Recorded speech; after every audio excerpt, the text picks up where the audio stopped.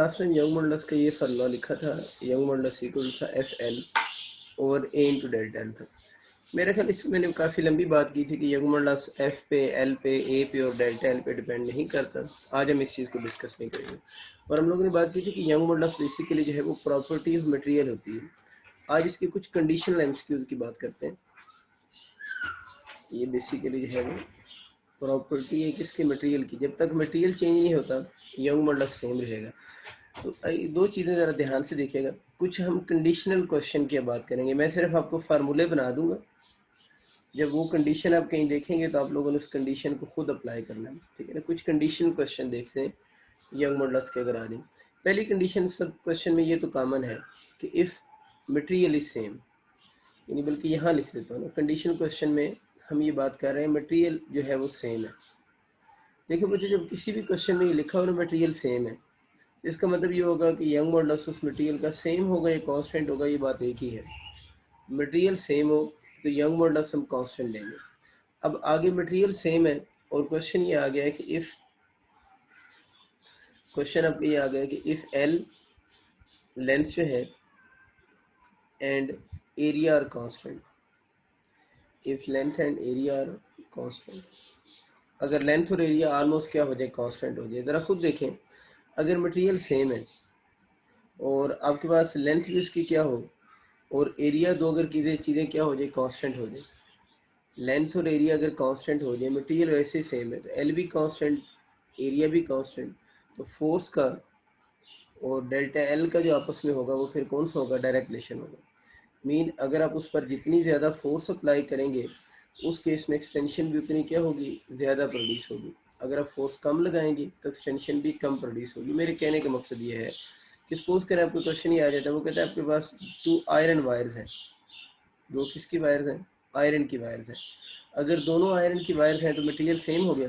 If length और area constant, उनकी length भी कांस्टेंट कर दें और उनका एरिया भी कांस्टेंट कर दें। देखिए ये दोनों किसकी वायर्स हैं, आयरन की वायर्स हैं। दोनों की लेंथ भी मैंने सेम कर दी और एरिया की भी मैंने सेम कर दिया। ठीक है, आपके सामने लेंथ भी सेम है और एरिया भी सेम है। अब इनका क्वेश्चन क्या आएगा, वो फोर्स और एक्सटेंशन का क्वेश्चन आएगा। वो कहता है कि अगर हम इन पर फोर्स अगर इंक्रीज़ करेंगे तो एक्सटेंशन भी क्या करेगी, इंक्रीज़ करेगी। मीन अगर कहता है कि अगर आपका मटेरियल सेम है और लेंथ और एरिया भी कांस्टेंट हो जाए, तो अगर आप फोर्स को डबल कर दें तो एक्सटेंशन पे क्या फ़र्क पड़ेगा। तो अगर आप बच्चों फोर्स को डबल करोगे तो एक्सटेंशन भी कितने टाइम हो जाएगी, 2 टाइम हो जाएगी। बहुत सिंपल से क्वेश्चन है, बस आप लोगों ने इस सारे मैकेनिज्म को सही तरह अंडरस्टैंड कर लेना है कि अगर क्वेश्चन में क्या लिखा हुआ आ जाए, मटेरियल सेम हो जाए और आगे क्या लिखा हो, लेंथ एंड एरिया कांस्टेंट हो जाए, तो फिर फोर्स और एक्सटेंशन के क्वेश्चन आएंगे। और क्या क्वेश्चन आएंगे, फोर्स को डबल कर दें तो एक्सटेंशन पे क्या इफेक्ट होगा, 4 को 3 टाइम एंड सो ऑन। ठीक है, तो फोर्स और एक्सटेंशन का आपस में डायरेक्ट रिलेशन कब होगा, अगर मटेरियल सेम हो और लेंथ और एरिया जिस तरह मैंने एग्जांपल दी कांस्टेंट हो जाए, तो उस कंडीशन में आप ये वाला फॉर्मूला अप्लाई करेंगे। इसकी एक और कंडीशन आपको करवाता हूँ जो कि ज़्यादा इंपॉर्टेंट है। इसमें भी कहते हैं वो बात तो कॉमन है कि आपके पास जो मटेरियल है वो सेम है, मटेरियल सेम है और आगे ये अगर कंडीशन आ जाए, if length and force, length and F R constant, यानी अब एरिया कांस्टेंट नहीं है, मटेरियल तो सेम है। If length and F R constant, इधर ही देखें, मटेरियल सेम, एफ भी कांस्टेंट, एल भी कांस्टेंट, ये सबसे ज़्यादा क्वेश्चन इसके आते हैं। ठीक है, ये क्यों सेम है, मटेरियल सेम है, एफ क्या है क्वेश्चन में गिवन है कांस्टेंट, एल भी क्वेश्चन में गिवन है कांस्टेंट, ये कांस्टेंट, ये भी कांस्टेंट, ये भी कांस्टेंट। एरिया को ऊपर ले जाएं तो कांस्टेंट को ख़त्म करें, एरिया को इधर ले जाएं और कांस्टेंट सारे ख़त्म कर दें तो प्रोपोर्शनल का साइन आ जाएगा। तो एरिया को माइंड में रखो, ऊपर लेकर जा रहे हो और प्रोपोर्शनल का साइन आ रहा है, तो आपका यहाँ पर क्या चीज़ बन रही है, डेल्टा एल को ऊपर ले जाएं, एरिया को ऊपर ले जाए, बात तो एक ही है ना। डेल्टा एल का ए के साथ इन्वर्स रिलेशन हो जाएगा या ए का डेल्टा एल के साथ इन्वर्स रिलेशन हो जाएगा। इसका मतलब ये हुआ कि जो एक्सटेंशन होगी ना, एक्सटेंशन मीन जो इंक्रीज इन लेंथ आती है, उसके एरिया ऑफ क्रॉस सेक्शन के साथ कौन सा इन्वर्स रिलेशन है। कब होगा, अगर आपका मटेरियल सेम हो और यंग मॉडल्स भी क्या हो जाए, सेम हो जाए। इसका मतलब ये हुआ कि डेल्टा एल एक्सटेंशन का एरिया ऑफ क्रॉस सेक्शन के साथ इन्वर्स रिलेशन है। मतलब अगर वो ये कहता है कि एक मटेरियल आपके पास, सपोज करें कोई मटेरियल है, हम ये ज्यूम कर लेते हैं कि आपका स्लेट से जो है वो कॉपर वायर है। ठीक है, कॉपर वायर है, इसका मतलब मटेरियल तो सेम हो गया। अब वो कहता है कि एक आपके पास एक और कॉपर वायर ले लेते हैं, ये 2 कॉपर वायर्स हैं, 2 हम कॉपर वायर्स ले रहे हैं। एक को थोड़ा थिक बना ली, एक थोड़ी मैंने थिक बना ली। अब इन दोनों कॉपर वायर्स पर आप क्या लगा रहे हैं, फोर्स अप्लाई कर रहे हैं। इस कॉपर वायर को A1, इसका एरिया A1, इसका A2 कह देते हैं। A2 जो है वो ग्रेटर है किससे, A1 से, लेकिन दोनों कॉपर वायर की लेंथ क्या है, सेम है। दोनों का एरिया डिफरेंट है, लेकिन बच्चों दोनों की लेंथ सेम है। सिचुएशन समझिए, सिर्फ एरिया डिफरेंट है लेकिन लेंथ सेम है, ठीक है। अब वो कहते हैं कि अगर आपके पास 2 कॉपर वायर्स हों, क्वेश्चन सुने, इसकी कंडीशन के सवाल के, अगर आपके पास 2 कॉपर वायर्स हों, जिसका मतलब उसने मटेरियल सेम बोल दी है, यंग मोल्डर सेम हो गया, बोथ है सेम लेंथ, देखिए दोनों की लेंथ भी क्या होगी, सेम होगी, and we apply a same force on these 2 copper wires, और इन दोनों कॉपर वायर्स पर आप सेम फोर्स अप्लाई करें, मटेरियल भी सेम, लेंथ भी सेम, और सेम फोर्स अप्लाई कर रहे हैं। और कहता है कि आपको ये क्वेश्चन में गिवन हो कि A2 का एरिया ज़्यादा है किससे, A1 से, तो आपसे पूछे बताएं एक्सटेंशन किस में ज़्यादा होगी या एक्सटेंशन किस में कम होगी। तो आपको सिचुएशन समझ आ गई। इस तरह के क्वेश्चन आ गए, एरिया डिफरेंट है, लेंथ सेम है, मटेरियल भी सेम है, और सेम मटेरियल पर सेम लेंथ के ऊपर अगर हम equal amount of force apply करें, इक्वल अमाउंट ऑफ फोर्स का मतलब ये है बच्चों, अगर इस पर 10 न्यूटन लग रही है तो इस पर भी दोनों एंड पे कितनी 10 न्यूटन ही फोर्स लगाएं। तो पूछेगा बताएं एक्सटेंशन किस में ज़्यादा प्रोड्यूस होगी। तो ये रिलेशन है ना आपके पास, लेंथ और अगर फोर्स सेम हो जाए, सेम मटेरियल पर लगे, लेंथ भी सेम, मटेरियल भी सेम, फोर्स भी सेम लग रही है, लेकिन क्या डिफरेंट है, area of cross section different है। तो जिसका एरिया ऑफ क्रॉस सेक्शन फिर जितना कम होगा, जिसका एरिया ऑफ क्रॉस सेक्शन जितना कम होगा, उसमें एक्सटेंशन उतनी क्या होगी, ज़्यादा प्रोड्यूस होगी ना। इसका मतलब ये हो कि दोनों में एक्सटेंशन सेम नहीं होगी, जिसका एरिया कम, A1 कम, जिसका एरिया कम होगा उसमें एक्सटेंशन क्या होगी, ज़्यादा प्रोड्यूस होगी। वो बेसिक से क्वेश्चन हैं, लेकिन असल में कंडीशन इतनी ज़्यादा गिवन होती है ना कि हम कंडीशन में समटाइम कंफ्यूज हो जाते हैं कि पता नहीं इसमें मटेरियल भी सेम है, लेंथ भी सेम है, फोर्स भी सेम है, हर चीज़ सेम है, तो इसका मतलब है फिर एक्सटेंशन भी सेम होगी। तो आपके सामने मैंने फार्मूला बना दिया, इसीलिए आप इस फार्मूले को माइंड में रखें, लेकिन कंडीशन साथ में ज़रूर याद रखें कि जिसका एरिया जितना कम होगा उसमें एक्सटेंशन उतनी क्या होगी, ज़्यादा प्रोड्यूस होगी। एक तो ये आप इसका फीचर माइंड में रख लें। ये दो इसके मेन फीचर भी हैं कि अगर यंग डबल सेट कह रहा हूँ, यंग्स मॉडुलस के अगर क्वेश्चन आएंगे तो इस पैटर्न के 2 क्वेश्चन बनते हैं। आपको अगर ये कंडीशन याद होंगी तो बहुत ईजिली आप इस तरह के क्वेश्चन को हैंडल कर सकते हैं, इसमें इशू आपको नहीं बनेगा। बाकी हम लोगों ने शुरू में एक बात की थी, वो भी बड़ी इंपॉर्टेंट बात है कि रबर या स्टील में इलास्टिक कौन सा है। तो हमारा ये डिसाइड हो गया था कि steel is more elastic than, किस चीज़ से, रबर से ज़्यादा इलास्टिक होगी। आगे चलते हैं, बस ये इसकी मेन बातें थी। आगे बच्चे नेक्स्ट मॉडुलस है वो बल्क मॉडुलस है। जो एमटी कैट के स्टूडेंट्स हैं उनके कोर्स में बल्क मॉडुलस वगैरह इंक्लूड नहीं है, लेकिन आप इनका स्लाइड जो है वो रिव्यू एक दफ़ा जरूर ले लीजिएगा, ठीक है। बल्क मॉडुलस को हम के से डिनोट करते हैं, केपीके की बुक में उसने बी से डिनोट किया हुआ है। सारी बुक्स में के से डिनोट होता है, केपीके की बुक में सिर्फ बी से डिनोट हो रहा है। सिंबल बताया था पहले भी, मैटर नहीं करती। इसका जो फार्मूला होता है वो बनेगा volumetric stress to the volumetric strain, यानी ये रेशियो होती है वॉल्यूमेट्रिक स्ट्रेस की टू द वॉल्यूमेट्रिक स्ट्रेन के साथ, ठीक है। अच्छा, K is equal to volumetric stress को हम क्या लिख सकते हैं, एफ बाई ए लिखेंगे। इसकी डिटेल क्या होती है ये मैंने बहुत लंबे, बड़ा पूरा 1.5 घंटे 2 घंटे का लेक्चर है इन सारी चीज़ों पे। और वॉल्यूमेट्रिक स्ट्रेन को हम क्या लिख सकते हैं, डेल्टा वी ओवर वी लिख सकते हैं। पता है ना, स्ट्रेन पॉजिटिव होती है ना, तो इसमें हम वॉल्यूम डिक्रीज ही ले रहे होते हैं, इसलिए इसके साथ हम नेगेटिव साइन लगा देते हैं। तो फार्मूला इसके चले नीचे लिख सकते हैं, के इक्वल टू बन जाएगा, ये ऊपर चला जाएगा, वी ऊपर चला जाएगा, तो फार्मूला बन जाएगा F V over A into delta V हो जाएगा। यहाँ पर अब नेगेटिव साइन भी लगा देंगे। अब नेगेटिव साइन जरूर लगा लें, लेकिन आप लोगों ने याद रखना है बल्क मॉडुलस ऑलवेज पॉजिटिव होगा। यानी अगर आपसे पूछे ना बल्क मॉडुलस क्या होता है, तो बल्क मॉडुलस ऑलवेज पॉजिटिव होता है।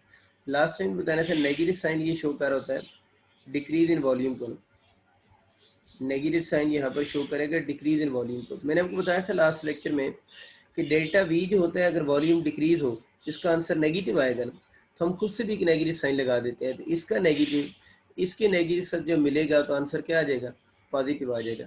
तो बल्क मॉडुलस के फार्मूले में हम नेगेटिव साइन, अगर पंजाब की बुक में ना पॉजिटिव साइन के साथ लिखा हुआ है, केपीके की बुक में नेगेटिव साइन है ना, तो आप ये याद रखें कि अगर नेगेटिव साइन के साथ भी लिखा हो और पॉजिटिव साइन के साथ भी हो तो फिर हम प्रेफर नेगेटिव को करेंगे। अगर ये वाला फार्मूला नेगेटिव और पॉजिटिव दोनों साइन के साथ आ जाए तो प्रेफर हम नेगेटिव को ही करेंगे, ठीक है, क्योंकि फार्मूले में इसमें हम डिक्रीज इन वॉल्यूम आता है। जब डिक्रीज इन वॉल्यूम होगा तो इसने पॉजिटिव आना है, तो इसका आंसर क्या होगा, नेगेटिव ही होगा, या नेगेटिव आना चाहिए। लेकिन अगर नेगेटिव वाला ऑप्शन ही नहीं है, सारे ऑप्शन पॉजिटिव वाले हैं, तो फिर आप आंसर को यहाँ पर पॉजिटिव के साथ ही चूज़ कर लेंगे। लेकिन अगर आपके पास अवेलेबल हो नेगेटिव का ऑप्शन भी और पॉजिटिव का ऑप्शन भी हो, किसी भी यूनिवर्सिटी में अवेलेबल हो, तो हम नेगेटिव को ही प्रेफर करेंगे। तो पंजाब के स्टूडेंट्स ने ये सोचना नहीं है कि उनकी बुक में नेगेटिव साइन है, नेगेटिव साइन होना चाहिए, वो उस बुक की लिमिटेशन है कि उसने नेगेटिव साइन इसके साथ नहीं लगाया हुआ। क्लियर होगी बात। अब हम आगे चलते हैं। नेक्स्ट इसके क्वेश्चन ये बन सकता है कि एक कंप्रेसिबिलिटी फैक्टर का क्वेश्चन आ रहा है। कंप्रेसिबिलिटी फैक्टर, अगर हम कंप्रेसिबिलिटी फैक्टर की बात करें तो इसको हम सी से डिनोट करते हैं, और ये रेसिप्रोकल ऑफ बल्क मॉडुलस होता है। बी लिखें के लिखें की बात है, रेसिप्रोकल ऑफ बल्क मॉडुलस होगा। और इसका जब हम फार्मूला लिखते हैं तो इसको अगर हम ऊपर ले जाएं तो ए डेल्टा वी, ऊपर जाकर ए डेल्टा वी और एफ इंटू वी हो जाएगा। यहाँ माइनस साइन लगाने की कोई ज़रूरत नहीं होती, वो मर्जी ये लगाएं या ना लगाएं, लेकिन इसका बस ख्याल रखना होता है कि कंप्रेसिबिलिटी फैक्टर का formula reciprocal of bulk modulus होगा, और इसमें माइनस साइन हमें लगाने की कोई ज़रूरत नहीं होती, ठीक है। तो वैसे इसका फार्मूला ही आता है कंप्रेसिबिलिटी का फैक्टर का करेक्ट फार्मूला कौन सा होगा। तो अगर आपको बल्क मॉडुलस का रेसिप्रोकल नज़र आता है तो वो इसका फार्मूला यही सेम बनेगा। बाकी वही बात है कि जिस तरह यंग मॉडुलस है वो मटेरियल की प्रॉपर्टी है, बल्क मॉडुलस जो है वो भी मटेरियल की प्रॉपर्टी है। यंग मॉडुलस में मैंने कहा था कि उसके फार्मूले में यंग मॉडुलस क्या स्ट्रेस और स्ट्रेन पे डिपेंड कर रहा था, बल्क मॉडुलस भी वॉल्यूमेट्रिक स्ट्रेस और वॉल्यूमेट्रिक स्ट्रेन पे डिपेंड नहीं करेगा। जो बातें यंग मॉडुलस के लिए इधर भी वही हैं, क्योंकि ये तो इन दोनों की किस पे डिपेंड करता है, रेशियो पे डिपेंड करता है। अगर किसी केस में वॉल्यूमेट्रिक स्ट्रेस ज़्यादा होगी तो उस केस में वॉल्यूमेट्रिक स्ट्रेन भी तो ज़्यादा हो जाएगी ना, तो रेशियो तो उनकी सेम ही आएगी। ये मैं बता रहा हूँ कि bulk modulus is also the property of material not depend on volumetric stress and volumetric strain. Again वही बात कि bulk modulus also not depend on force, volume, area and change in volume. इन चीज़ों पे बल्क मॉडुलस डिपेंड नहीं करेगा, ये material की प्रॉपर्टी है, और ये सिर्फ डिपेंड किस चीज़ पे करेगा, टेम्परेचर पे डिपेंड करेगा। और ये बिल्कुल यंग मॉडुलस की तरह बल्क मॉडुलस का टेम्परेचर के साथ कौन सा होगा, इन्वर्स रिलेशन होगा। इसके अलावा किसी मटेरियल के साथ इसकी कोई डिपेंडेंस नहीं है। ये चंद बेसिक एमसीक्यू इसके थे, मैंने जल्दी में इसलिए बोल दिया है क्योंकि हम लोगों ने इसमें बल्क मॉडुलस पे काफ़ी, यंग मॉडुलस वाले टॉपिक में काफ़ी बात की थी। लास्ट इसका मॉडुलस जो है वो है शेयर मॉडुलस। ये जो तीसरा मॉडुलस है उसको हम बोलते हैं शेयर मॉडुलस। इसको जरा देखें, शेयर मॉडुलस की भी सिंबल डिफरेंट यूज़ हुई हैं। पंजाब की बुक में उसने कैपिटल जी से शो किया हुआ है, और KPK में उसने इसको S से भी शो किया हुआ है, जो मर्जी लिखें, ठीक है।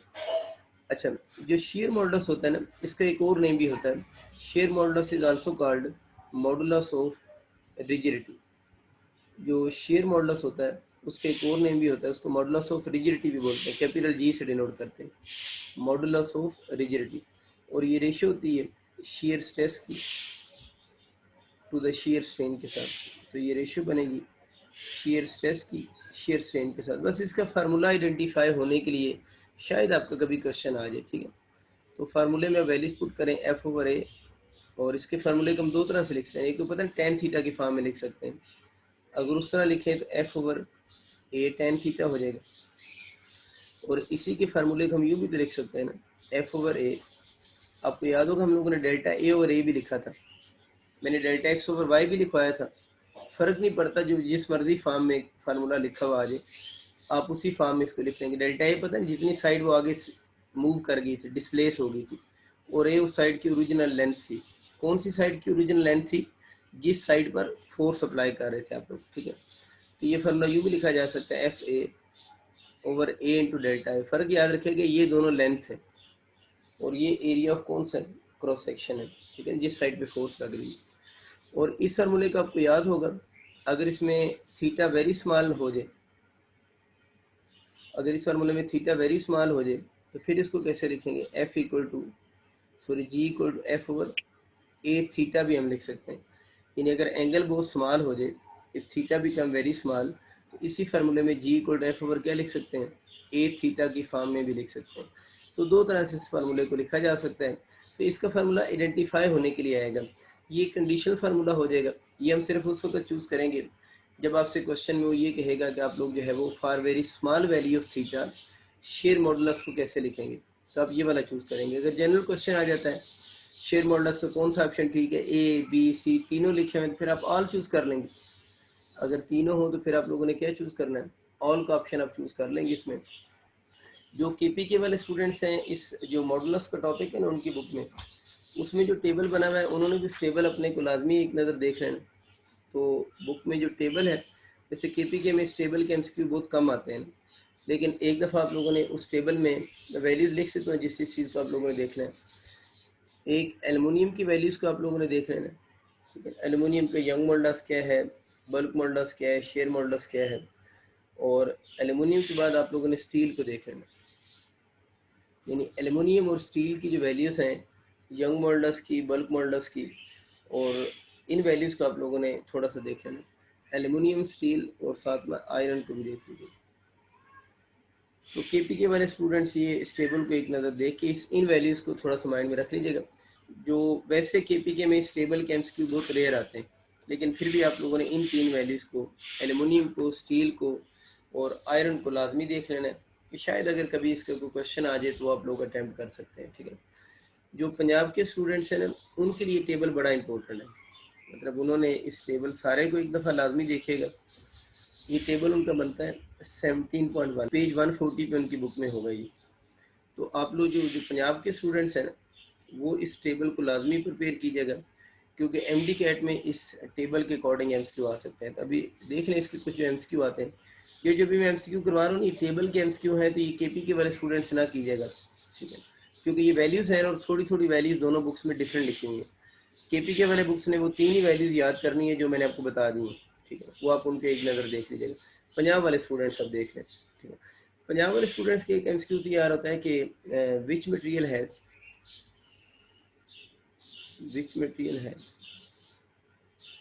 सेम वैल्यू ऑफ,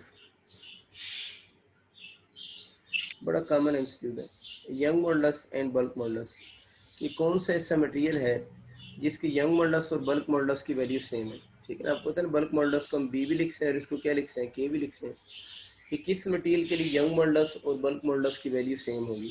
तो आप लोगों ने याद सबने ये रखना है कि एल्युमिनियम के लिए यंग मॉडुलस और बल्क मॉडुलस की वैल्यू सेम होती है।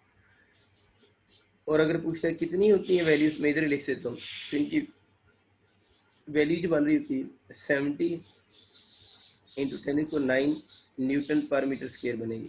तो पहले हम इसकी है कि कौन सा ऐसा मटेरियल है जिसके लिए यंग मॉडुलस और बल्क मॉडुलस की वैल्यू सेम होगी। तो एल्युमिनियम के लिए सेम होती है, और कितनी होती है, एल्युमिनियम के यंग मॉडुलस की भी ये वैल्यू 70 × 9, और बल्क मॉडुलस की वैल्यू भी क्या होती है, सेम होती है।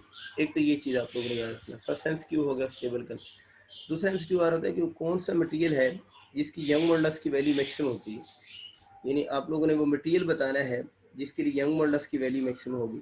तो जो टेबल बना है उसमें डायमंड के लिए यंग मॉडुलस की वैल्यू सबसे ज़्यादा लिखी है, और वो लिखी है 1120 इंटू 10⁹ न्यूटन पर मीटर स्क्वायर होगी। ये बात एक याद रखिएगा। जो डायमंड होता है, डायमंड की देखिए ना, यंग मॉडुलस ज़्यादा होने का मतलब क्या है, रिजिड कौन सा है। तो डायमंड रिजिड मटेरियल है ना, क्योंकि डायमंड जो है वो ग्लास की कटिंग में यूज़ होता है। तो डायमंड ग्लास को क्यों कट कर लेता है, ड्यू टू रिजिडिटी।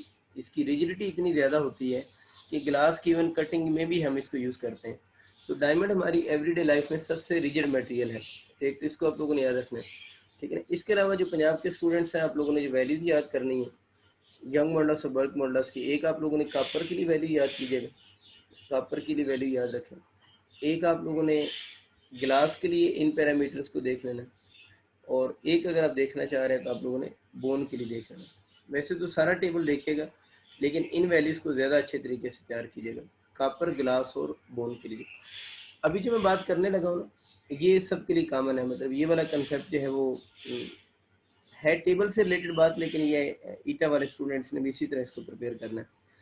देखिए, अगर अब हम बात करते हैं फ्लूइड्स की, पहले तो वो बातें हो रही थी सॉलिड्स की। जो फ्लूइड्स होते हैं ना, उनके बारे में याद रखना है, फ्लूइड्स का यंग मॉडुलस भी ज़ीरो होता है और फ्लूइड्स का शेयर मॉडुलस भी ज़ीरो होता है। यानी फ्लूइड्स का यंग मॉडुलस भी ज़ीरो होता है और फ्लूइड्स का शेयर मॉडुलस भी ज़ीरो होता है। तो अगर आप केमिस्ट्री कहते हैं फ्लूइड्स की यंग मॉडुलस की वैल्यू क्या होगी, मतलब कोई फ्लूइड लाइक वो कहता है कि वाटर की यंग मॉडुलस की वैल्यू बताएं, वाटर की शेयर मॉडुलस की वैल्यू बताएं, तो उनकी वैल्यूज फिर किसकी इक्वल होंगी, ज़ीरो होंगी। इसी तरह जो फ्लूइड्स होते हैं उनका जो modulus not equal to zero होता है, फ्लूइड, ये मैं दो सिंबल इसलिए लिख रहा हूँ, एक पंजाब और केपी के लिए। जो फ्लूइड्स होते हैं उनके यंग मॉडुलस और बल्क मॉडुलस की वैल्यूज नॉट इक्वल टू 0 होती है। इसका मतलब कि अगर आपके आंसर की आ जाता है फ्लूइड्स का कौन सा मॉडुलस होता है, तो फ्लूइड्स का सिर्फ कौन सा मॉडुलस होगा, बल्क मॉडुलस होता है। जो फ्लूइड्स होते हैं उनके यंग मॉडुलस या शेयर मॉडुलस है वो एग्जिस्ट नहीं करते। तो ये बात आप लोगों ने याद रखनी है कि फ्लूइड्स का जो मॉडुलस होगा वो सिर्फ उनका बल्क मॉडुलस होगा, फ्लूइड्स के बाकी मॉडुलस हैं वो एग्जिस्ट नहीं करते। इसी तरह अगर हम और बात करते हैं फ्लूइड्स की, तो फ्लूइड्स के आप लोगों ने फ्लूइड्स में वाटर के लिए वैल्यू याद रख लीजिएगा। वाटर का जो है ना बल्क मॉडुलस की वैल्यू जो होगी वो 2.2 इंटू 10⁹ न्यूटन पर मीटर स्क्वायर होती है। ठीक, ये फ्लूइड्स के, ये सॉरी वाटर के बल्क मॉडुलस की वैल्यू है। बाकी यंग मॉडुलस वगैरह पूछेगा तो वो तो उसकी वैल्यू वैसे क्या होगी, 0 होगी। इसी तरह मरकरी के लिए भी याद रखिएगा, पता है मरकरी की सिंबल Hg होती है। चलिए मैं पूरा नाम भी लिख सकता हूँ। मरकरी का अगर आपसे बल्क मॉडुलस पूछता है तो उसकी वैल्यू 2.7 इंटू 10⁹ न्यूटन पर मीटर स्क्वायर होती है। ठीक है, ये बस चीज़ें आप लोगों ने याद रखनी है। वाटर के बल्क मॉडुलस याद रख लें और वाटर का और मरकरी के बल्क मॉडुलस याद कर लें, ठीक है ना। और बाकी सारे जो फ्लूइड्स होते हैं उनके यंग मॉडुलस और शेयर मॉडुलस की वैल्यू 0 होगी। जो पंजाब के स्टूडेंट्स हैं ना वो कुछ देखेंगे उनकी बुक में, बल्कि मैं आपको दिखाता हूँ टेबल। वो टेबल ना यूं बना हुआ है जिस तरह ये मेरे सामने है बुक, उसमें ना यहाँ पर कुछ भी नहीं लिखा हुआ।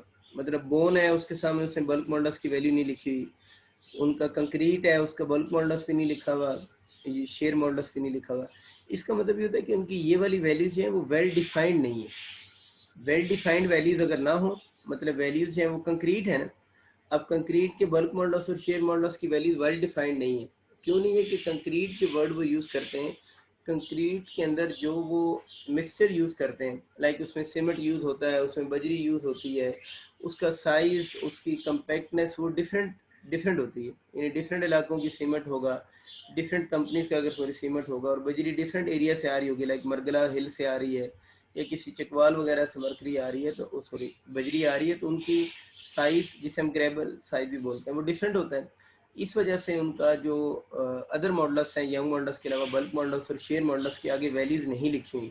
तो वैल्यूज़ ना लिखे होने से आप लोगों ने कन्फ्यूज़ नहीं होना। इसका मतलब सिंपल आप यही समझ लें कि ना लिखे होने का मतलब है कि वो वाली जो वैल्यूज़ हैं वो वेल डिफाइंड नहीं है, और जो चीज़ वेल डिफाइंड ना हो इसलिए उन्होंने वहाँ पर लाइन ड्रॉ की हुई है। तो आपको उस लाइन जो ड्रॉ हुई है उन चीज़ों को याद करने की ज़रूरत नहीं है।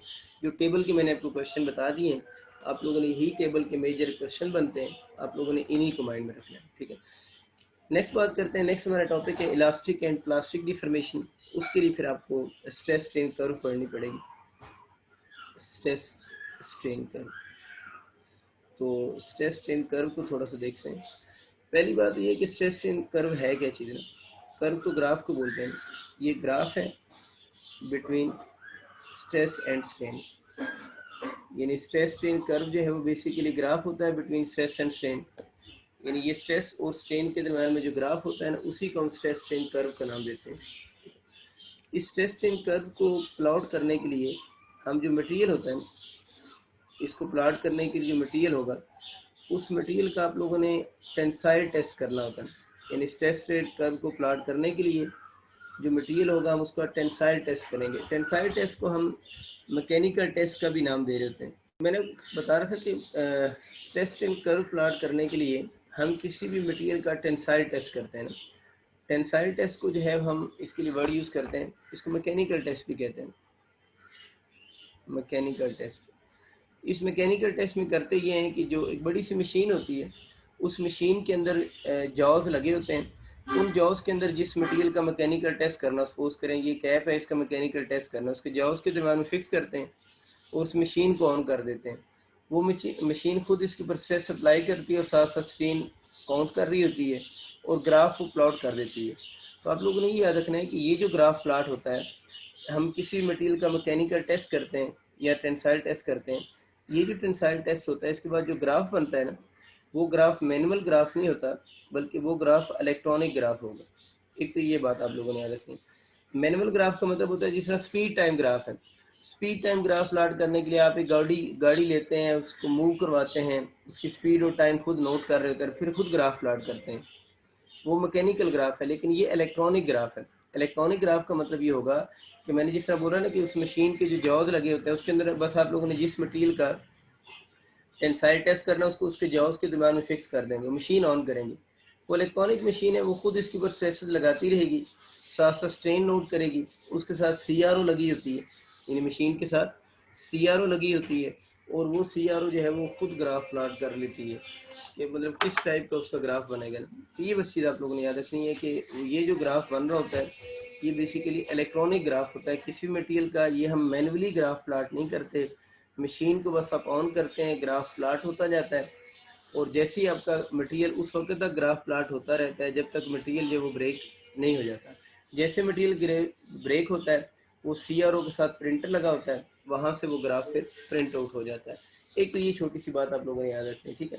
एक पंजाब की बुक में इसने एक और लाइन भी लिखी हुई है, उसने लिखा है कि stress strain curve is also called, stress strain curve is also called, उसने एक लाइन लिखी है, force elongation curve, force elongation curve. ये बात भी थोड़ी सी आप लोगों ने माइंड में रख लेनी है। उसने बुक में लाइन तो इसी तरह लिखी है कि force elongation diagram or stress strain curve, यानी force elongation diagram or stress strain curve is plotted automatically ना। ये जो उसने लफ्ज़ लिखा है ना बुक में, ऑटोमेटिकली प्लॉट होता है, इसका मतलब ये इलेक्ट्रॉनिक ग्राफ है। तो स्ट्रेस स्ट्रेन कर्व में और फोर्स अलोंगेशन कर्व दो डिफरेंट चीज़ें हैं। वो डिफरेंट चीज़ें इसलिए है ना कि इसका जो इस एरिया होता है और इस ग्राफ के अंडर एरिया डिफरेंट चीज़ों को शो कर रहा होता है ना। तो कुछ लोग कहते हैं कि stress strain curve is also called force elongation curve. तो आप इस बात को यूँ याद रखिएगा कि स्ट्रेस स्ट्रेन कर्व और फोर्स अलोंगेशन कर्व दोनों कर्व को जो कह रहे हैं ना is also called force elongation curve. इसका मतलब है कि दोनों जो ग्राफ्स हैं वो कौन से ग्राफ्स हैं, इलेक्ट्रॉनिक ग्राफ हैं, और दोनों को प्लॉट करने का मेथड सेम है। मेथड सेम करने का मतलब है कि दोनों ग्राफ्स में हम लोग क्या करेंगे, मटेरियल को उस मशीन के जाओज में रखेंगे और मशीन को ऑन कर देंगे तो ग्राफ प्लॉट हो जाएगा। अदरवाइज जो है इस ग्राफ की प्रॉपर्टीज़ और इस ग्राफ की प्रॉपर्टीज़ डिफरेंट होती हैं। इसके ऊपर लिख रहे हैं ये ग्राफ सेम ग्राफ्स नहीं है, इनकी डिफरेंट प्रॉपर्टीज़ होती हैं। दी बोथ ग्राफ्स है डिफरेंट प्रॉपर्टीज। तो कुछ लोग इन जनरल ये बात बोल देते हैं कि स्ट्रेस स्ट्रेन कर्व जो है वो फोर्स अलोंगेशन कर्व है। ये जो मैंने बात लिखी stress strain curve is also called force elongation curve, इसको इस वजह से कह देते हैं कि ये दोनों ग्राफ में सिमिलरिटी क्या है कि दोनों ग्राफ इलेक्ट्रॉनिक ग्राफ्स हैं। अदरवाइज इन दोनों ग्राफ की प्रॉपर्टीज डिफरेंट होती हैं। इन दोनों ग्राफ्स की प्रॉपर्टीज किस सेंस में डिफरेंट होती हैं वो अभी हम थोड़ा सा पढ़ते हैं तो आपको आइडिया हो जाएगा कि इन दोनों की प्रॉपर्टीज किस सेंस में डिफरेंट होगी। ठीक है, शुरू करते हैं इस ग्राफ को। अब यूँ समझ लें कि वो जो मटेरियल है जिसका आप लोगों ने ग्राफ प्लॉट करना था, उस मटेरियल को आप लोगों ने जो है वो उस मशीन के जाज के दरम्यान में फ़िक्स कर दिए, और जैसे आप लोगों ने जाज के दरम्यान में फ़िक्स किया और आप लोगों ने मशीन को ऑन कर दिया, और अब आप लोग जो है वो ग्राफ प्लॉट कर रहे हैं। वर्टिकल एक्सिस हम स्ट्रेस का ले रहे हैं और जो हॉरिजेंटल एक्सिस हम लोग प्लॉट कर रहे हैं वो स्ट्रेन का एक्सिस है। वर्टिकल एक्सिस आपका स्ट्रेस का हो जाएगा और हॉरिजेंटल एक्सिस जो है वो स्ट्रेन का एक्सिस हो जाएगा। ग्राफ जब हम इसका प्लॉट कर रहे हैं स्ट्रेस वर्सेस स्ट्रेन, तो इसका ग्राफ कुछ यूँ बनेगा। शुरू में जो ग्राफ होगा वो स्ट्रेट लाइन होगा। ग्राफ स्ट्रेट लाइन कहाँ से कहाँ तक होगा, ओ से ए पॉइंट का ग्राफ स्ट्रेट लाइन होगा। वैसे मैंने एमसीक्यू कभी देखा नहीं है, लेकिन अगर कभी आपका एमसीक्यू भी आ जाए ना स्ट्रेस स्ट्रेन ग्राफ डिफरेंट बने हुए हो, तो ये ग्राफ जो स्ट्रेट लाइन होता है अक्सर बच्चे समझते हैं शायद ये 45 डिग्री पे इंक्लाइंड होगा। ये 45 डिग्री पे, 45 डिग्री का मतलब क्या, मिड में इंक्लाइंड होगा, ऐसा नहीं होता। ये स्ट्रेस का एक्सिस है, ये स्ट्रेन का एक्सिस है। ये ग्राफ इन जनरल जो होता है वो इंक्लाइंड टुवर्ड्स कौन सा एक्सिस होता है, स्ट्रेस एक्सिस के करीब ग्राफ होता है ये। यानी जनरली हम जब किसी मटेरियल का ग्राफ प्लॉट करते हैं तो किसके करीब होगा, स्ट्रेस एक्सिस के ज़्यादा क्लोज ग्राफ होता है। ये एमसीक्यू तो मैंने कभी नहीं देखा हुआ, लेकिन ये बात वैसे आप लोग माइंड में रख लीजिएगा। कोई नम्स में पूछ सकता है कि इन जनरल जब हम ये ग्राफ प्लॉट करते हैं तो ये ग्राफ जो होगा वो उसका जो एंगल होगा, यानी इसकी इंक्लिनेशन टुवर्ड्स स्ट्रेस एक्सिस होगी या टुवर्ड्स स्ट्रेन एक्सिस होगी। तो जनरल इसकी इंक्लिनेशन टुवर्ड्स किधर होती है, स्ट्रेस एक्सिस होती है। मिड में भी इवन नहीं होता, टुवर्ड्स स्ट्रेस एक्सिस होता है। अच्छा खैर, ये तो एक जनरल सी बात है। मैं ये बात करूँ कि आप लोगों ने किसी मटेरियल पे ग्राफ प्लॉट, किसी मटेरियल को उस मशीन में रखा और मशीन को ऑन किया, जिस रेशो से आपकी स्ट्रेस इंक्रीज हो रही है उसी रेशो से स्ट्रेन भी इंक्रीज हो रही है। जिस रेशो से आप स्ट्रेस इंक्रीज कर रहे हैं उसी रेशो से स्ट्रेन भी इंक्रीज हो रही है। इसका मतलब ये हो कि अगर हम स्ट्रेस और स्ट्रेन की बात करें तो स्ट्रेस और स्ट्रेन का आपस में फिर कौन सा रिलेशन हुआ, डायरेक्ट रिलेशन हुआ, क्योंकि जिस रेशो से स्ट्रेस इंक्रीज हो रही है उसी रेशो से स्ट्रेन भी इंक्रीज हो रही है। ये एक पॉइंट ए आ जाता है जहाँ तक स्ट्रेस और स्ट्रेन का जो ग्राफ है वो स्ट्रेट लाइन है। ठीक है, इस पॉइंट के ऊपर आप जो स्ट्रेस अप्लाई कर रहे होंगे, इधर स्ट्रेस होगी, इस पॉइंट पे आप जो स्ट्रेस अप्लाई कर रहे होगे, जब स्ट्रेस और स्ट्रेन का ग्राफ स्ट्रेट लाइन होगा, उस स्ट्रेस को हम डिनोट करेंगे सिग्मा पी से। उसको सिग्मा पी से भी डिनोट कर सकते हैं, और मैंने बताया था केपी के बुक में इसको एस पी से भी वो डिनोट करते हैं। इस स्ट्रेस को हम बोलते हैं प्रोपोर्शनल लिमिट। इस स्ट्रेस को हम लोग नाम दे रहे होते हैं, किस लिमिट का नाम देंगे? Proportional limit. इसका मतलब ये कि प्रोपोर्शनल लिमिट कहाँ से कहाँ तक है?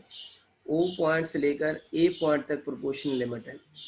और ये ए पॉइंट पे हम जो स्ट्रेस लगा रहे हैं, ए पॉइंट पे हम जो स्ट्रेस लगा रहे हैं वो मैक्सिमम स्ट्रेस है for which graph between stress and strain is a straight line. इसके बाद अगर हम स्ट्रेस थोड़ी सी भी चेंज करेंगे तो इनके दरम्यान में जो ग्राफ होगा वो स्ट्रेट लाइन नहीं रहेगा। तो प्रोपोर्शन लिमिट क्या चीज़ है? प्रोपोर्शन लिमिट के बारे में कहते हैं ये मैक्सिमम स्ट्रेस है, बड़ी आसान सी बात है, वही है फेसिबल। द मैक्सिमम स्ट्रेस है for which graph between stress and strain is a straight line, यानी जिसके लिए इन दोनों का जो ग्राफ होगा वो स्ट्रेट लाइन ग्राफ बनेगा। ये वो मैक्सिमम स्ट्रेस की वैल्यू होगी कि the maximum stress for which graph between stress and strain is a straight line. ये वो मैक्सिमम स्ट्रेस जिसके लिए ग्राफ दोनों के लिए स्ट्रेट लाइन होगा, उसको हम किसका नाम देंगे? Stress strain sorry proportion limit का नाम दे देंगे। तो प्रोपोर्शन लिमिट बेसिकली क्या हुई? वो मैक्सिमम स्ट्रेस है for which graph between stress and strain the straight line, जिसके लिए स्ट्रेस और स्ट्रेन में ग्राफ स्ट्रेट लाइन होगा, उस मैक्सिमम स्ट्रेस को हम किसका नाम देंगे? प्रोपोर्शनल लिमिट का नाम दे देंगे। ये आपको समझ आ गई। और इसको मैक्सिमम स्ट्रेस क्यों कह रहे हैं? क्योंकि मैं एंड पॉइंट से डिफाइन कर रहे हैं। अगर आपसे कोई बंदा पूछे ना क्या इस पॉइंट पे भी प्रोपोर्शनल स्ट्रेस होगी, इस पॉइंट पे प्रोपोर्शनल स्ट्रेस तो नहीं होगी। प्रोपोर्शनल स्ट्रेस में लफ्ज़ लिखा हुआ है मैक्सिमम स्ट्रेस है ना, एंड पॉइंट से डिफाइन हो रही है, जिसके लिए स्ट्रेस और स्ट्रेन का ग्राफ क्या होगा? स्ट्रेट लाइन होगा। उस स्ट्रेस को हम प्रोपोर्शनल लिमिट कहेंगे।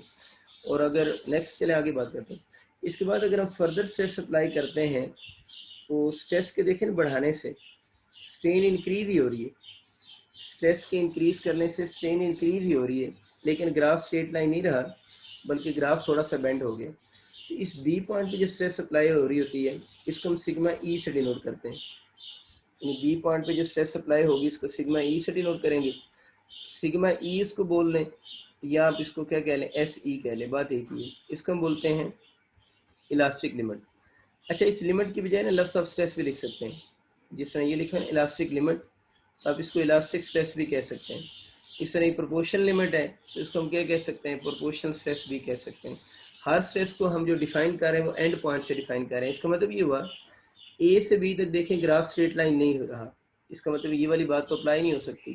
तो इलास्टिक लिमिट क्या है? कहते हैं आप इसको स्प्रिंग से समझ रहे ना, एक स्प्रिंग है ना, देखें उस स्प्रिंग को आप लोग यूँ स्ट्रेच कर रहे हो इस तरफ, तो मैक्सिमम स्ट्रेस जिसके लिए वो अपनी ओरिजिनल पोजीशन को रिस्टोर कर सकता है, यानी यहाँ से आप लोगों ने उसको स्ट्रेच करना शुरू किया, आप उसको इस तरफ राइट साइड पे स्ट्रेच करते जा रहे हैं, तो मैक्सिमम स्ट्रेस जिसके लिए वो मैक्सिमम स्ट्रेस जिसको अगर आप रिमूव करें और बॉडी अपनी ओरिजिनल पोजीशन को रिस्टोर कर ले, उस लिमिट को हम क्या बोलते हैं? इलास्टिक लिमिट या इलास्टिक स्ट्रेस कहते हैं। यानी वो मैक्सिमम स्ट्रेस जिसको अगर आप बॉडी से रिमूव करें तो बॉडी अपनी ओरिजिनल पोजीशन को रिस्टोर कर ले, तो उसको हम क्या बोलेंगे? Elastic limit.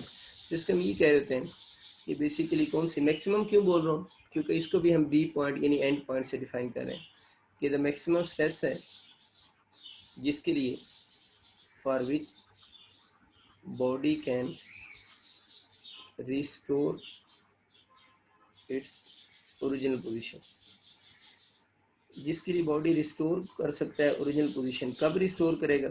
अगर उस पर एक्सटर्नल फोर्स को ज़ाहिर है क्या करेंगे? ज़ीरो करेंगे। तो मैंने वैसे लिख दिया ना, ये तो अंडरस्टूड सी बात है। एक्सटर्नल फोर्स को रिमूव करेंगे तो वो रिस्टोर करेगा ना। तो मैक्सिमम स्ट्रेस जिसके लिए बॉडी रिस्टोर कर सकता है अपनी ओरिजिनल पोजीशन को, उसको हम किसका नाम दे देते हैं? इलास्टिक लिमिट, या उसको हम कह देते हैं ये इलास्टिक स्ट्रेस की बात होगी। ठीक है। अच्छा, अगली बात आप लोगों ने याद रखनी है हुक्स लॉ की। हुक्स लॉ के बारे में आप लोगों ने ये पॉइंट याद रखना है कि हुक्स लॉ दो तरह से एमसीक्यू में आता है। मैंने पहले भी लिखा था हुक्स लॉ वैलिड होने का जो एमसीक्यू आता है ना, एक एमसीक्यू आ रहा है Hooke's law valid up to, और एक आ रहा होता है Hooke's law valid within. ठीक है, एक वर्ड यूज होता है Hooke's law valid up to और एक वर्ड यूज होता है Hooke's law valid within. अगर आ जाए ना Hooke's law valid up to, तो आप लोगों ने चूज करना है प्रोपोर्शनल लिमिट, और अगर आ जाए hooks law valid with in तो आप चूज करेंगे इलास्टिक लिमिट। देखिए हुक्स लॉ क्या है? हुक्स लॉ ये है कि स्ट्रेस और स्ट्रेन का डायरेक्ट रिलेशन है। तो ये हमें पता चल रहा है कि डायरेक्ट रिलेशन तो कहाँ तक है, प्रोपोर्शन लिमिट तक ही है। तो Hooke's law valid up to, यानी कहाँ तक वैलिड, हम बोलेंगे प्रोपोर्शन लिमिट तक वैलिड है, क्योंकि हुक्स लॉ तब वैलिड होगा जब स्ट्रेस और स्ट्रेन का डायरेक्ट रिलेशन होगा। तो डायरेक्ट रिलेशन हमें पता है प्रोपोर्शन लिमिट तक ही होता है। या अगर वैसे लिखा हुआ आ जाए, पॉइंट लिखे हुए आ जाए, तब क्या चूज करेंगे, ओ से ए तक हुक्स लॉ वैलिड होगा। यानी Hooke's law valid up to कहाँ तक, कहाँ से कहाँ तक होगा, ओ से ए तक हुक्स लॉ वैलिड होगा। लेकिन अगर hooks law valid within word use हो जाए, असल में इस विदन में कुछ बच्चे कंफ्यूज हो रहे थे, इस विदन का मतलब भी ओ से ए ही होता है। यानी इस विदन का मतलब जो है ना, कुछ लोग समझते हैं शायद इस विदन का मतलब ए से बी वाला पोर्शन भी आ जाता है। अगर आप ग्राफ दोबारा देखें ना, हुक्स लॉ ए से बी तक वैलिड नहीं है, ये बस ये लिटरेचर की स्टोरी है, ठीक है। हुक्स लॉ ए से बी तक वैलिड नहीं है, तो हुक्स लॉ वैलिड विदन, क्योंकि इलास्टिक लिमिट तो ये है, विदन इलास्टिक लिमिट का मतलब क्या है, इस विदन इलास्टिक लिमिट का मतलब भी ओ से ए तक ही होता है। ये बस आप लोगों ने बात याद रखनी कि यहाँ पर जो वर्ड विदन लिखा हुआ है, इसका मतलब ए से बी नहीं है। इसका मतलब मैं ए से बी लिख के इसके ऊपर क्रॉस लगा रहा हूँ कि ए से बी तक हुक्स लॉ वैलिड नहीं है। इस विदन का मतलब भी ओ से ए तक ही हुक्स लॉ वैलिड होगा, ठीक है। तो ये आपको बातें समझ आ गई कि Hooke's law valid up to आ जाए प्रोपोर्शन लिमिट, और अगर नंबरिंग में आ जाए तो ओ से ए तक चूज करेंगे। विदन का वर्ड यूज हो जाए तो फिर आप लोगों ने इलास्टिक लिमिट चूज करना है। देखिए अगर अब हम विदन में प्रोपोर्शन लिमिट क्यों नहीं चूज करते, इसमें एक छोटा सा इशू आता है। जब हम विदन का वर्ड यूज करते हैं तो बच्चा कहते हैं सर हम विदन में प्रोपोर्शन लिमिट फिर ऑप्शन क्यों नहीं चूज कर ले। देखिए आप इस बात को यूँ समझ सकते हैं, वैसे तो ये ज़्यादा थ्योरेटिकल बात हो जाएगी। देखिए यहाँ जीरो स्ट्रेस है, यहाँ पर स्ट्रेस लगी है 10, यानी इस जो प्रोपोर्शन लिमिट है इस एग्जाम्पल में समझें कि प्रोपोर्शनल जो स्ट्रेस है वो सपोज करें 10 न्यूटन पर मीटर स्क्वायर है। अब अगर आप ये ऑप्शन चूज करेंगे Hooke's law within proportion limit, within का मतलब ये होगा कि इसकी बाउंड्री वाला जो पॉइंट है वो निकल जाएगा। तो इसका मतलब है कि हुक्स लॉ वैलिड होगा कहाँ तक, 9 न्यूटन पर मीटर स्क्वायर तक वैलिड होगा। अगर हम विदन की बात करते हैं, विदन का मतलब ये होता है कि इसकी बाउंड्री वाला पॉइंट जो है वो तो बिल्कुल इन्वॉल्व नहीं होगा, उससे नीचे नीचे वाले पॉइंट्स इन्वॉल्व होंगे। अब हमें पता है कि हमारा तो ये जो स्ट्रेस है वो 10 तक वैलिड है, 9 तक, 9 पे भी हुक्स लॉ अप्लाई हो रहा है। लेकिन प्रोपोर्शन लिमिट को जब हम डिफाइन करते हैं तो हम क्या बोलते हैं, वो मैक्सिमम स्ट्रेस जिसके लिए ग्राफ स्ट्रेट लाइन रहता है ना, तो वो बेसिकली 10 तक, एग्जांपल है 10 तक स्ट्रेट लाइन रह रहा है। अगर आप विदन चूज करोगे तो आप इसका मतलब आप ये कहना चाह रहे हो कि 9 न्यूटन पर मीटर स्क्वायर तक स्ट्रेट लाइन है, तो ये बात रॉन्ग हो जाएगी। तो सिर्फ इस बाउंड्री के पॉइंट को इन्वॉल्व करने के लिए वो ये वर्ड यूज करते हैं कि हुक्स लॉ वैलिड, अगर विदन का वर्ड आ जाए, अप टू आ जाए तो फिर तो ये पॉइंट आ गया 10 वाला। लेकिन अगर विदन का वर्ड यूज हो जाए तो फिर आप इलास्टिक चूज करेंगे। इलास्टिक में विदन का मतलब ये वाले पॉइंट्स नहीं है, इधर तो हुक्स लॉ वैलिड ही नहीं है, तो विदन का मतलब फिर ये वाला पॉइंट ही है। यही आप यूँ समझ सकते हैं कि विदन का मतलब अप टू प्रोपोर्शनल लिमिट ही होता है, ये वाले पॉइंट्स इन्वॉल्व नहीं हो रहे होते। ये लिटरेचर की लिमिटेशन की वजह से इस बात में थोड़ी बहुत गड़बड़ होती है, लेकिन ये फिक्स बातें याद रख लें, अप टू आएगा तो यही चूज करना है, विदन आएगा तो यही चूज करना है। और इस विदन का मतलब सिर्फ वो बाउंड्री वाला पॉइंट इन्वॉल्व करने के लिए होता है। अप टू में तो वो बाउंड्री वाला पॉइंट कवर हो गया, विदन में वो नीचे चला जाता है, वो स्किप होता है। स्ट्रेस अगर 10 है तो 9 शो करेगा वो, हमें पता है हम लोगों ने 10 तक रखना है, तो उस 10 वाले पॉइंट को विदन में इन्वॉल्व करने के लिए हम इलास्टिक लिमिट इंट्रोड्यूस करवाते हैं। लेकिन इस विदन का मतलब ओ से ए वाला पोर्शन है, इस विदन का मतलब ए से बी के दरमियान में हुक्स लॉ जो है वो वैलिड नहीं है। ये बस बड़ा सिंपल सा कंसेप्ट है, इस पे एफएससी में मैंने अच्छी खासी आप लोगों के साथ डिस्कशन की हुई है। इस पॉइंट को आप लोगों ने लाजमी याद रखना है, ठीक है। नेक्स्ट बच्चे बात करते हैं, इसके बाद आ जाता है रीजन की तरफ। अभी तक जितना आप लोगों ने ग्राफ पढ़ा है उसमें हम एक रीजन डिफाइन करते हैं, जिस रीजन को हम इलास्टिक रीजन कहते हैं। इलास्टिक रीजन हमारा ओ से बी तक होता है। इलास्टिक रीजन में ज़रा डिफॉर्मेशन तो हो रही है ना, जब स्ट्रेन प्रोड्यूस होती है तो स्ट्रेन प्रोड्यूस होने का मतलब क्या चीज़ हो रही है, डिफॉर्मेशन प्रोड्यूस हो रही है ना। स्ट्रेन प्रोड्यूस होने का मतलब क्या हो रही है, डिफॉर्मेशन हो रही है, ठीक है। अब यहाँ पर जो डिफॉर्मेशन हो रही है उस डिफॉर्मेशन को हम बोलते हैं इलास्टिक रीजन में इलास्टिक डिफॉर्मेशन। स्ट्रेन प्रोड्यूस होने का मतलब डिफॉर्मेशन होनी चाहिए, स्ट्रेन तो है ना, तो इसका मतलब डिफॉर्मेशन यहाँ पर हो रही है। और इस रीजन में जो डिफॉर्मेशन हो रही है इसका मतलब है वो कौन सी डिफॉर्मेशन है, इलास्टिक डिफॉर्मेशन होगी। और मैंने क्या बोला है कि बी पॉइंट पे जो स्ट्रेस लग रही है वो इलास्टिक स्ट्रेस है, इलास्टिक लिमिट है। और यहाँ पर अगर हम उस स्ट्रेस को रिमूव करेंगे तो बॉडी अपनी ओरिजिनल पोजीशन को रिस्टोर कर लेगा। इसका मतलब ये जो डिफॉर्मेशन लग रही है टेम्परेरी डिफॉर्मेशन है, तो elastic deformation is also called temporary deformation. Temporary इसलिए कहते हैं कि जैसे ही आप एक्सटर्नल फोर्स को रिमूव करेंगे तो body will restore its original position, तो बॉडी अपनी ओरिजिनल पोजीशन को रिस्टोर कर लेगा। ये वो बात कर रहा है कि इलास्टिक रीजन जो है वो ओ से बी तक होता है, इस रीजन में जो डिफॉर्मेशन है वो इलास्टिक डिफॉर्मेशन है। बार बार मैं ग्राफ शो नहीं कर रहा, आपको समझ तो आ रहा है, ओ से बी तक की बात हो रही है। ओ से बी तक जो डिफॉर्मेशन है वो इलास्टिक डिफॉर्मेशन है, और इस रीजन को हम इलास्टिक रीजन बोलते हैं। अब ये जो पॉइंट बी है ना, पॉइंट बी पे जो स्ट्रेस लग रही होती है, एक तो उसका नाम इलास्टिक स्ट्रेस है ना, पॉइंट बी पे जो स्ट्रेस लग रही होती है इसको यील्ड स्ट्रेस भी बोलते हैं। यानी पॉइंट बी पे जो स्ट्रेस लग रही होती है इसे यील्ड स्ट्रेस का नाम भी देते हैं, ठीक है ना। और इस पॉइंट बी को यील्ड पॉइंट भी बोलते हैं। यानी इस पॉइंट पे जो स्ट्रेस लग रही होती है, एक तो उसका नाम इलास्टिक लिमिट है ही है ना, उस स्ट्रेस को यील्ड स्ट्रेस भी बोलते हैं। और इस पॉइंट बी को हम लोग क्या बोलते हैं, यील्ड पॉइंट भी कहते हैं। यील्ड पॉइंट का मतलब ये होता है कि यहाँ तक तभी हमारी बात हुई है, पॉइंट बी तक कौन सी डिफॉर्मेशन है, टेम्परेरी डिफॉर्मेशन है, और body will restore its original position. लेकिन अगर आप पॉइंट बी के बाद इस पर स्ट्रेस लगाएंगे, यानी स्ट्रेस स्ट्रेन कर्व में बी पॉइंट एक ऐसा पॉइंट है, इस पॉइंट के बाद अगर हम स्ट्रेस लगाएंगे तो फिर बॉडी अपनी ओरिजिनल पोजीशन को रिस्टोर नहीं कर सकेगा। जिसको हम यूँ डिफाइन कर देते हैं कि यील्ड पॉइंट कौन सा है, ये पॉइंट होता है the point in stress strain curve, the point in stress strain curve after which permanent deformation start, जिसके बाद जो है वो परमानेंट डिफॉर्मेशन स्टार्ट हो जाएगी। ये बस चीज़ आप लोगों ने याद रखनी है। स्टार्ट्स, ये वो बात कर रहा है कि the point in stress strain curve, जिसके बाद परमानेंट डिफॉर्मेशन स्टार्ट हो जाएगी, उस स्ट्रेस को हम किसका नाम दे रहे होते हैं, यील्ड पॉइंट का नाम दे रहे होते हैं। कि the point in stress strain curve after which permanent deformation start, then that point is named as yield point। ये थोड़ा सा आप लोगों ने वर्ड याद रखना है कि yield point की अगर वो टर्म यूज़ करें तो इसका भी आपको आइडिया होना चाहिए। अब हम बात करते हैं कि अगर हम इस बी पॉइंट के बाद इस पर स्ट्रेस लगाते हैं तो इसका ग्राफ कुछ यहाँ तक जाएगा। ये graph almost human C point होता है। डिफरेंट बुक्स में डिफरेंट ग्राफ बना हुआ है, मैं आपको अपनी बुक के अकॉर्डिंग समझा रहा हूँ। हमारी बुक में उसने ग्राफ थोड़ा सा यूँ स्मूथ ही शो किया हुआ, ठीक है। यानी आप स्ट्रेस चेंज कर रहे हैं तो स्ट्रेस थोड़ी सी चेंज हो रही है लेकिन स्ट्रेन में सिग्निफिकेंट चेंज हो रही है। स्ट्रेस हम चेंज कर रहे हैं लेकिन स्ट्रेन में सिग्निफिकेंट चेंज आ रही है। ये जो पॉइंट होता है ना, इस पॉइंट पे जो स्ट्रेस लग रही होती है उसको यूटीएस बोलते हैं। यानी सी पॉइंट एक आ गया, उस सी पॉइंट पे जो स्ट्रेस लग रही है उसको यूटीएस बोलते हैं। यूटीएस मीन, इसको हम कहते हैं अल्टीमेट टेंसाइल स्ट्रेस भी बोलते हैं। कुछ बुक्स में इसको स्ट्रेंथ भी लिखा होता है, अल्टीमेट टेंसाइल स्ट्रेस भी लिखा जाता है, और बहुत सारी बुक्स में इसको स्ट्रेंथ भी लिखते हैं। इसको यूटीएस भी कहते हैं। Ultimate tensile strength is also named as UTS. ये क्या हो रहा है, ये हम कहते हैं यूटीएस वो मैक्सिमम पॉइंट है। देखिए ना, अब यूँ समझ लें कि आपका अगर कोई स्प्रिंग था ना, आपका यूँ स्प्रिंग था, आप उसके ऊपर स्ट्रेस लगा रहे थे, तो मैं ये बताना चाह रहा हूँ बी से सी तक मटेरियल के साथ क्या हुआ है कि जब सी पॉइंट आया तो ये वाला जो मटेरियल होगा ये आपका टोटली जो है वो वायर में कन्वर्ट हो जाएगा। यानी जो मटेरियल है वो टोटली किस में कन्वर्ट हो गया, वायर में कन्वर्ट हो गया। इसका मतलब ये कि अब इस मटेरियल के वापस आने की कोई चांस नहीं है। लेकिन अगर इस मटेरियल को आप माइक्रोस्कोपिकली देखोगे तो अभी तक इसकी इंटरमालिकुलर फोर्सेस ब्रेक नहीं हुई।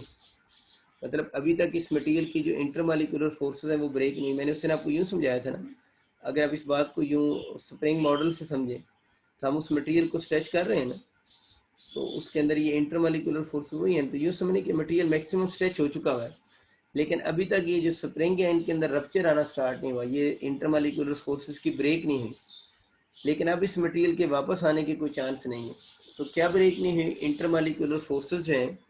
अभी इस मटेरियल के हम कह रहे हैं कि अगर इंटरमालिकुलर फोर्सेस मटेरियल की ब्रेक नहीं हुई तो हम कह सकते हैं कि जो मैक्सिमम स्ट्रेस है यूटीएस, जिसके लिए मटेरियल विथस्टैंड कर सकता है। मटेरियल विथस्टैंड का मतलब ये होगा कि इस वक्त आकर उस मटेरियल की जो इंटरमालिकुलर फोर्सेस हैं वो टोटली क्या हो चुकी हुई हैं, IMF mean intermolecular forces weak हो चुकी हैं लेकिन अभी ब्रेक नहीं हुई। इसके बाद अगर हम स्ट्रेस चेंज करेंगे तो उसके इंटरमालिकुलर फोर्सेस ब्रेक होना शुरू हो जाएंगी। तो अल्टीमेट टेंसाइल स्ट्रेस क्या है, ये बेसिकली द मैक्सिमम स्ट्रेस है, द मैक्सिमम स्ट्रेस है for which material can withstand, for which material can withstand. Withstand का मतलब क्या है कि अभी तक मटेरियल के अंदर जो है वो ब्रेकेज आना स्टार्ट नहीं हुई। तो उस मैक्सिमम स्ट्रेस को हम यूटीएस का नाम देंगे। और ये जो रीजन बन रहा है ना बी से सी तक, बी से सी तक जो रीजन है, इस रीजन को अगर हम नाम दें तो इस रीजन को हम बोलते हैं प्लास्टिक रीजन, यानी इस रीजन को हम नाम दे रहे होते हैं प्लास्टिक रीजन का नाम देते हैं। यानी बी से सी तक रीजन प्लास्टिक रीजन है, और इस रीजन में जो डिफॉर्मेशन आ रही है, यानी इस प्लास्टिक रीजन में जो डिफॉर्मेशन आ रही है, उस डिफॉर्मेशन को हम बोलते हैं प्लास्टिक डिफॉर्मेशन भी उसे कहते हैं, प्लास्टिक डिफॉर्मेशन भी कहते हैं, और इसको परमानेंट डिफॉर्मेशन भी कहते हैं, क्योंकि मटेरियल वापस ओरिजिनल पोजीशन में तो जा नहीं सकता, परमानेंट डिफॉर्मेशन है। इसमें एक छोटी सी गलती कुछ स्टूडेंट्स करते हैं, वो जरा सुन लें। एमसीक्यू ये आता होता है कि अगर हम सी पॉइंट पे मटेरियल के ऊपर एक्सटर्नल फोर्स को रिमूव कर दें, अगर हम सी पॉइंट पे मटेरियल के ऊपर एक्सटर्नल फोर्स को रिमूव कर दें, तो क्या मटेरियल के अंदर जो स्ट्रेन होगी, अगर सी पॉइंट पे एक्सटर्नल फोर्स को ज़ीरो कर दें, तो मटेरियल के अंदर जो स्ट्रेन है, अगर एक्सटर्नल फोर्स को सी पॉइंट पे ज़ीरो कर दें, तो मटेरियल के अंदर स्ट्रेन कांस्टेंट रहेगी, स्ट्रेन इंक्रीज करेगी या स्ट्रेन डिक्रीज करेगी। ये क्वेश्चन आता है कि अगर हम सी पॉइंट पे एक्सटर्नल फोर्स को रिमूव कर दें तो मटेरियल की स्ट्रेन फिक्स कांस्टेंट रहेगी, मतलब उसी जगह रुक जाएगा, या उसकी स्ट्रेन इंक्रीज होगी या उसकी स्ट्रेन क्या होगी, डिक्रीज होगी। तो आप लोगों ने याद रखना है कि सी पॉइंट पे या बी से सी पॉइंट के विदिन का भी क्वेश्चन आ सकता है, एट सी पॉइंट आ जाए या between C and B and C आ जाए, कोई भी वर्ड यूज हो सकता है। तो हम बोलते हैं बी और सी पॉइंट्स के दरमियान में अगर हम मटेरियल को क्या करेंगे, फ्री करेंगे, अगर हम मटेरियल को फ्री करेंगे तो मटेरियल अपनी ओरिजिनल पोजीशन को रिस्टोर तो कर नहीं सकता, क्योंकि इसमें कौन सी आ चुकी है, परमानेंट डिफॉर्मेशन आ चुकी है। लेकिन मटेरियल जो होगा वो स्लाइड रिस्टोर करेगा, यानी मटेरियल अपनी पोजीशन को between B and C and even at point C slide क्या करता है, रिस्टोर करता है। तो ज़्यादातर ये जो क्वेश्चन आ रहा होता है ना, वो सी की बजाय बिटवीन बी एंड सी के लिए आया है। अगर हम बिटवीन बी एंड सी, अगर हम मटेरियल पर एक्सटर्नल फोर्स जीरो कर दें तो फिर क्या होगा, तो हम बोलेंगे बिटवीन बी एंड सी, अगर आप बिटवीन के लिए याद रखिएगा, बिटवीन बी एंड सी अगर हम एक्सटर्नल फोर्स को जीरो कर दें, तो ये जो हम कंसेप्ट आप लोग समझते हैं ना कि बॉडी अपनी, ये बात बिल्कुल ठीक है कि बी पॉइंट के बाद after B point body will not restore its original position, after B body अपनी ओरिजिनल पोजीशन को रिस्टोर नहीं करेगा। लेकिन अगर आपका एमसीक्यू आ जाता है between B and C, between B and C अगर हम एक्सटर्नल फोर्स को जीरो कर दें तो फिर क्या होगा, उस वक्त मटेरियल जो होगा वो अपनी पोजीशन को स्लाइड, अपनी ओरिजिनल पोजीशन को रिस्टोर तो कर नहीं सकता, लेकिन उस केस में उस मटेरियल की स्ट्रेन फिर भी क्या होगी, कम होगी।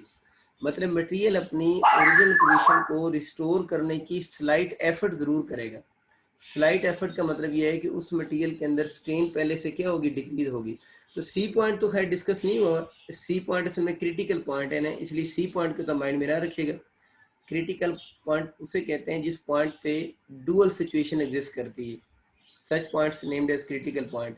तो सी पॉइंट तो क्रिटिकल पॉइंट है ना, तो आप इस एमसीक्यू को बिटवीन बी एंड सी याद रखिएगा, बिटवीन बी एंड सी किसी भी पॉइंट पे अगर हम एक्सटर्नल फोर्स जीरो कर दें तो उस मटेरियल में स्ट्रेन डिक्रीज होगी। अब स्ट्रेन डिक्रीज होने का कंसेप्ट ये नहीं है कि मटेरियल अपनी ओरिजिनल पोजीशन को रिस्टोर कर लेगा, मटेरियल अपनी ओरिजिनल पोजीशन में तो वापस आ ही नहीं सकता, क्योंकि वो तो कहाँ तक आ सकता है, बी पॉइंट तक। बी पॉइंट से अगर हम बॉडी को फ्री करेंगे ना, अगर पॉइंट बी से फ्री करेंगे, ये अपने पास लिख लें, पॉइंट बी पे अगर हम एक्सटर्नल फोर्स जीरो कर देंगे तो फिर स्ट्रेन कम होते होते स्ट्रेन किसकी हो जाएगी, जीरो हो जाएगी। स्ट्रेन जीरो होने का मतलब क्या है कि बॉडी अपनी ओरिजिनल पोजीशन को क्या कर रहा है, रिस्टोर कर रहा है। तो पॉइंट बी के ऊपर अगर हम एक्सटर्नल फोर्स को जीरो करेंगे तो स्ट्रेन क्या हो जाएगी, जीरो हो जाएगी। लेकिन बिटवीन बी एंड सी अगर हम एक्सटर्नल फोर्स को जीरो करेंगे तो स्ट्रेन जीरो नहीं होगी, स्ट्रेन क्या करेगी, डिक्रीज करेगी, बट लिख लें बट नॉट इक्वल टू क्या होगी, जीरो होगी। ये थोड़े से पॉइंट आप लोगों ने याद रखने, क्योंकि ये एमसीक्यू उन्होंने कुछ साल पहले दिया हुआ था और स्टूडेंट्स को ये लगता है कि शायद बी पॉइंट के बाद बॉडी जो है वो बिल्कुल ही वापस नहीं आता, बॉडी थोड़ा सा वापस जरूर आता है लेकिन अपनी ओरिजिनल पोजीशन में वापस नहीं आ सकता। बी पॉइंट पर क्या होगा, अगर एक्सटर्नल फोर्स जीरो हो तो स्ट्रेन जीरो हो जाएगी। स्ट्रेन जीरो होने का मतलब क्या है, body will restore its original position. लेकिन बी से सी के दरमियान में, सी पॉइंट को मैंने बोला ना क्रिटिकल पॉइंट है, ठीक है। क्रिटिकल का मतलब होता है जहाँ डुअल बिहेवियर एग्जिस्ट करता है, ठीक है ना। डुअल बिहेवियर एग्जिस्ट करने का मतलब है कि मटेरियल की स्ट्रेन फिक्स भी हो सकती है और स्ट्रेन स्लाइड डिक्रीज भी कर सकती है, दोनों पॉसिबल, यानी कोई भी पॉसिबिलिटी इसमें बन सकती है। इसलिए आप बी और सी के दरमियान में इस पॉइंट को याद रखेंगे। और ये आपको समझ आ गया कि सी पॉइंट पे अभी तक इस मटेरियल के अंदर ब्रेकेज या रप्चर आना स्टार्ट नहीं हुए, इसकी इंटरमॉलिक्यूलर फोर्सेस अभी भी बाकी हैं, लेकिन वो टोटली क्या हो चुकी हुई हैं, वीक हो चुकी हैं। बहुत सिंपल और बेसिक से कंसेप्ट, बस बी और सी पॉइंट्स का एक कंसेप्ट है जो आप लोगों ने थोड़ा सा माइंड में रखना है। सिक्स, अगर हम इस बात को थोड़ा सा आगे लेकर चलते हैं तो इसके बाद ये हो रहा है कि अब मटेरियल की इंटरमॉलिक्यूलर फोर्सेस टोटली वीक हो चुकी हुई है ना। अब वो कहता है कि अगर आप इसके बाद थोड़ी सी भी स्ट्रेस को चेंज करेंगे, थोड़ा सी भी स्ट्रेस को चेंज करेंगे, तो इस मटेरियल के अंदर ये वाला जोन बनना शुरू हो जाएगा। ये जो सी से डी तक पोर्शन आ रहा है ना, यानी ये वाला ग्राफ बनेगा। सी से डी का मतलब ये होगा, इस जोन को हम नाम दे रहे होते हैं फ्रैक्चर जोन, यानी this zone is named as fracture zone. Fracture zone इसको इसलिए कहते हैं कि मैंने आपको एफएससी में बताया था, फिर रिपीट कर देता हूँ। अब यूँ समझ लेना कि पहले जो सी पॉइंट था ना, वहाँ पर मटेरियल एक वायर में कन्वर्ट हो गया था, यानी बी से सी तक ये हुआ कि मटेरियल जो होगा वो एक वायर में कन्वर्ट हो चुका है, लेकिन सी पॉइंट पे भी इंटरमॉलिक्यूलर फोर्सेस ब्रेक नहीं हुई। ठीक है, अब क्या होगा, जैसे ही सी पॉइंट के बाद फर्दर आप थोड़ी सी भी स्ट्रेस चेंज करोगे, तो अगर आप इस चीज़ को माइक्रोस्कोपिक लेवल पे देखो ना, यानी यही जो वायर है, अगर इसका बिहेवियर सी से डी पॉइंट तक का माइक्रोस्कोपिक लेवल पे जाकर देखो तो कुछ यूँ सिचुएशन बनेगी। वही सी से डी तक वायर माइक्रोस्कोपिक लेवल पे मैं शो कर रहा हूँ, ये वाला पोर्शन। तो क्या होगा, इस मटेरियल के अंदर यूँ फ्रैक्चर आना शुरू हो जाएंगे। इस मटेरियल के अंदर ये जो छोटी छोटी लाइन आपको नजर आ रही है, फ्रैक्चर आना शुरू हो जाएंगे। अब देखिए हम स्ट्रेस कम भी कर रहे हैं, स्ट्रेस कम भी हो रही है, लेकिन फिर भी मटेरियल जो है वो उसके अंदर फ्रैक्चर जोन आ रहा है ना। इसकी वजह ये कि असल में किसी भी मटेरियल की जो सारी एनर्जी आपकी यूज़ होती है ना किसी भी मटेरियल पे, वो इंटरमॉलिक्यूलर फोर्सेस को वीक करने में यूज़ होती है। जब इंटरमॉलिक्यूलर फोर्सेस टोटली वीक हो जाती हैं, उसके बाद अगर आप स्लाइट सी स्ट्रेस चेंज भी करें ना, ठीक है ना, फिर भी वो मटेरियल ब्रेक होना शुरू हो जाता है। तो ये वाली स्टेज शुरू होगी कि इसके अंदर फ्रैक्चर आने लग गए हैं, मतलब इंटरमॉलिक्यूलर फोर्सेस वीक हो रही हैं। कुछ बुक्स में लिखा हुआ है कि फ्रैक्चर जोन में वो जो मटेरियल होगा just behave like liquid. Material जो होगा, ये बात थोड़ी सी आपको इमेजिन करनी पड़ेगी, बिहेव लाइक लिक्विड ना, लिक्विड कह लें या फ्लूइड्स कह लें, लिक्विड ही चलने से, बिहेव लाइक लिक्विड्स, वो लिक्विड्स की तरह बिहेव करता है। लिक्विड्स की तरह बिहेव करने का मतलब क्या है, लिक्विड या फ्लूइड्स, फ्लूइड्स फ्लो करते हैं ना, ये बात थोड़ा समझिएगा। फ्लूइड जो होते हैं उनके अंदर प्रॉपर्टी होती है कि फ्लूइड्स फ्लो करते हैं। ये भी बिल्कुल वैसी सिचुएशन होगी कि अगर इसके इंटरमॉलिक्यूलर फोर्सेस यहाँ पर टोटली वीक हो गई हुई हैं, अब अगर आप इस मटेरियल के ऊपर थोड़ी सी भी स्ट्रेस को चेंज करेंगे तो ये मटेरियल यूं ही खुद ही टूटना शुरू हो जाएगा। यानी इतना वीक हो चुका होगा कि आप जैसे उसको होल्ड करके रखें, मटेरियल खुद ही टूटना शुरू हो जाएगा। तो आप बोलेंगे this material behave like liquid और फ्लूइड्स की इसके अंदर फ्लो वाली प्रॉपर्टी आ गई। मतलब हम स्ट्रेन अप्लाई अब नहीं कर रहे, ठीक है, हम लोगों ने जस्ट उसको होल्ड किया हुआ है, फिर भी वो मटेरियल क्या हो रहा है, ब्रेक होता जा रहा है। ठीक है, तो बात ये सिचुएशन यहाँ पर आती है कि कैसी स्टेज भी आती है सी से डी के दरमियान में, जिस स्टेज को हम फ्रैक्चर जोन कहते हैं।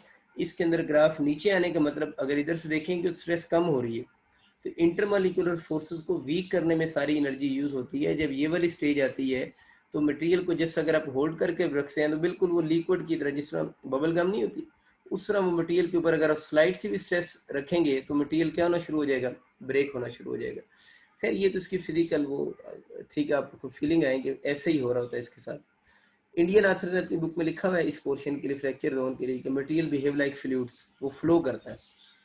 फ्लो करने का मतलब क्या है, इस इंटरमॉलिक्यूलर फोर्स देखे ना, फ्लूइड्स क्यों कह रहे हैं, यहाँ तक तो सॉलिड था, अब फ्लूइड क्यों बोल रहा है। सॉलिड कब तक था, जब उसकी इंटरमॉलिक्यूलर फोर्सेस स्ट्रॉन्ग थी।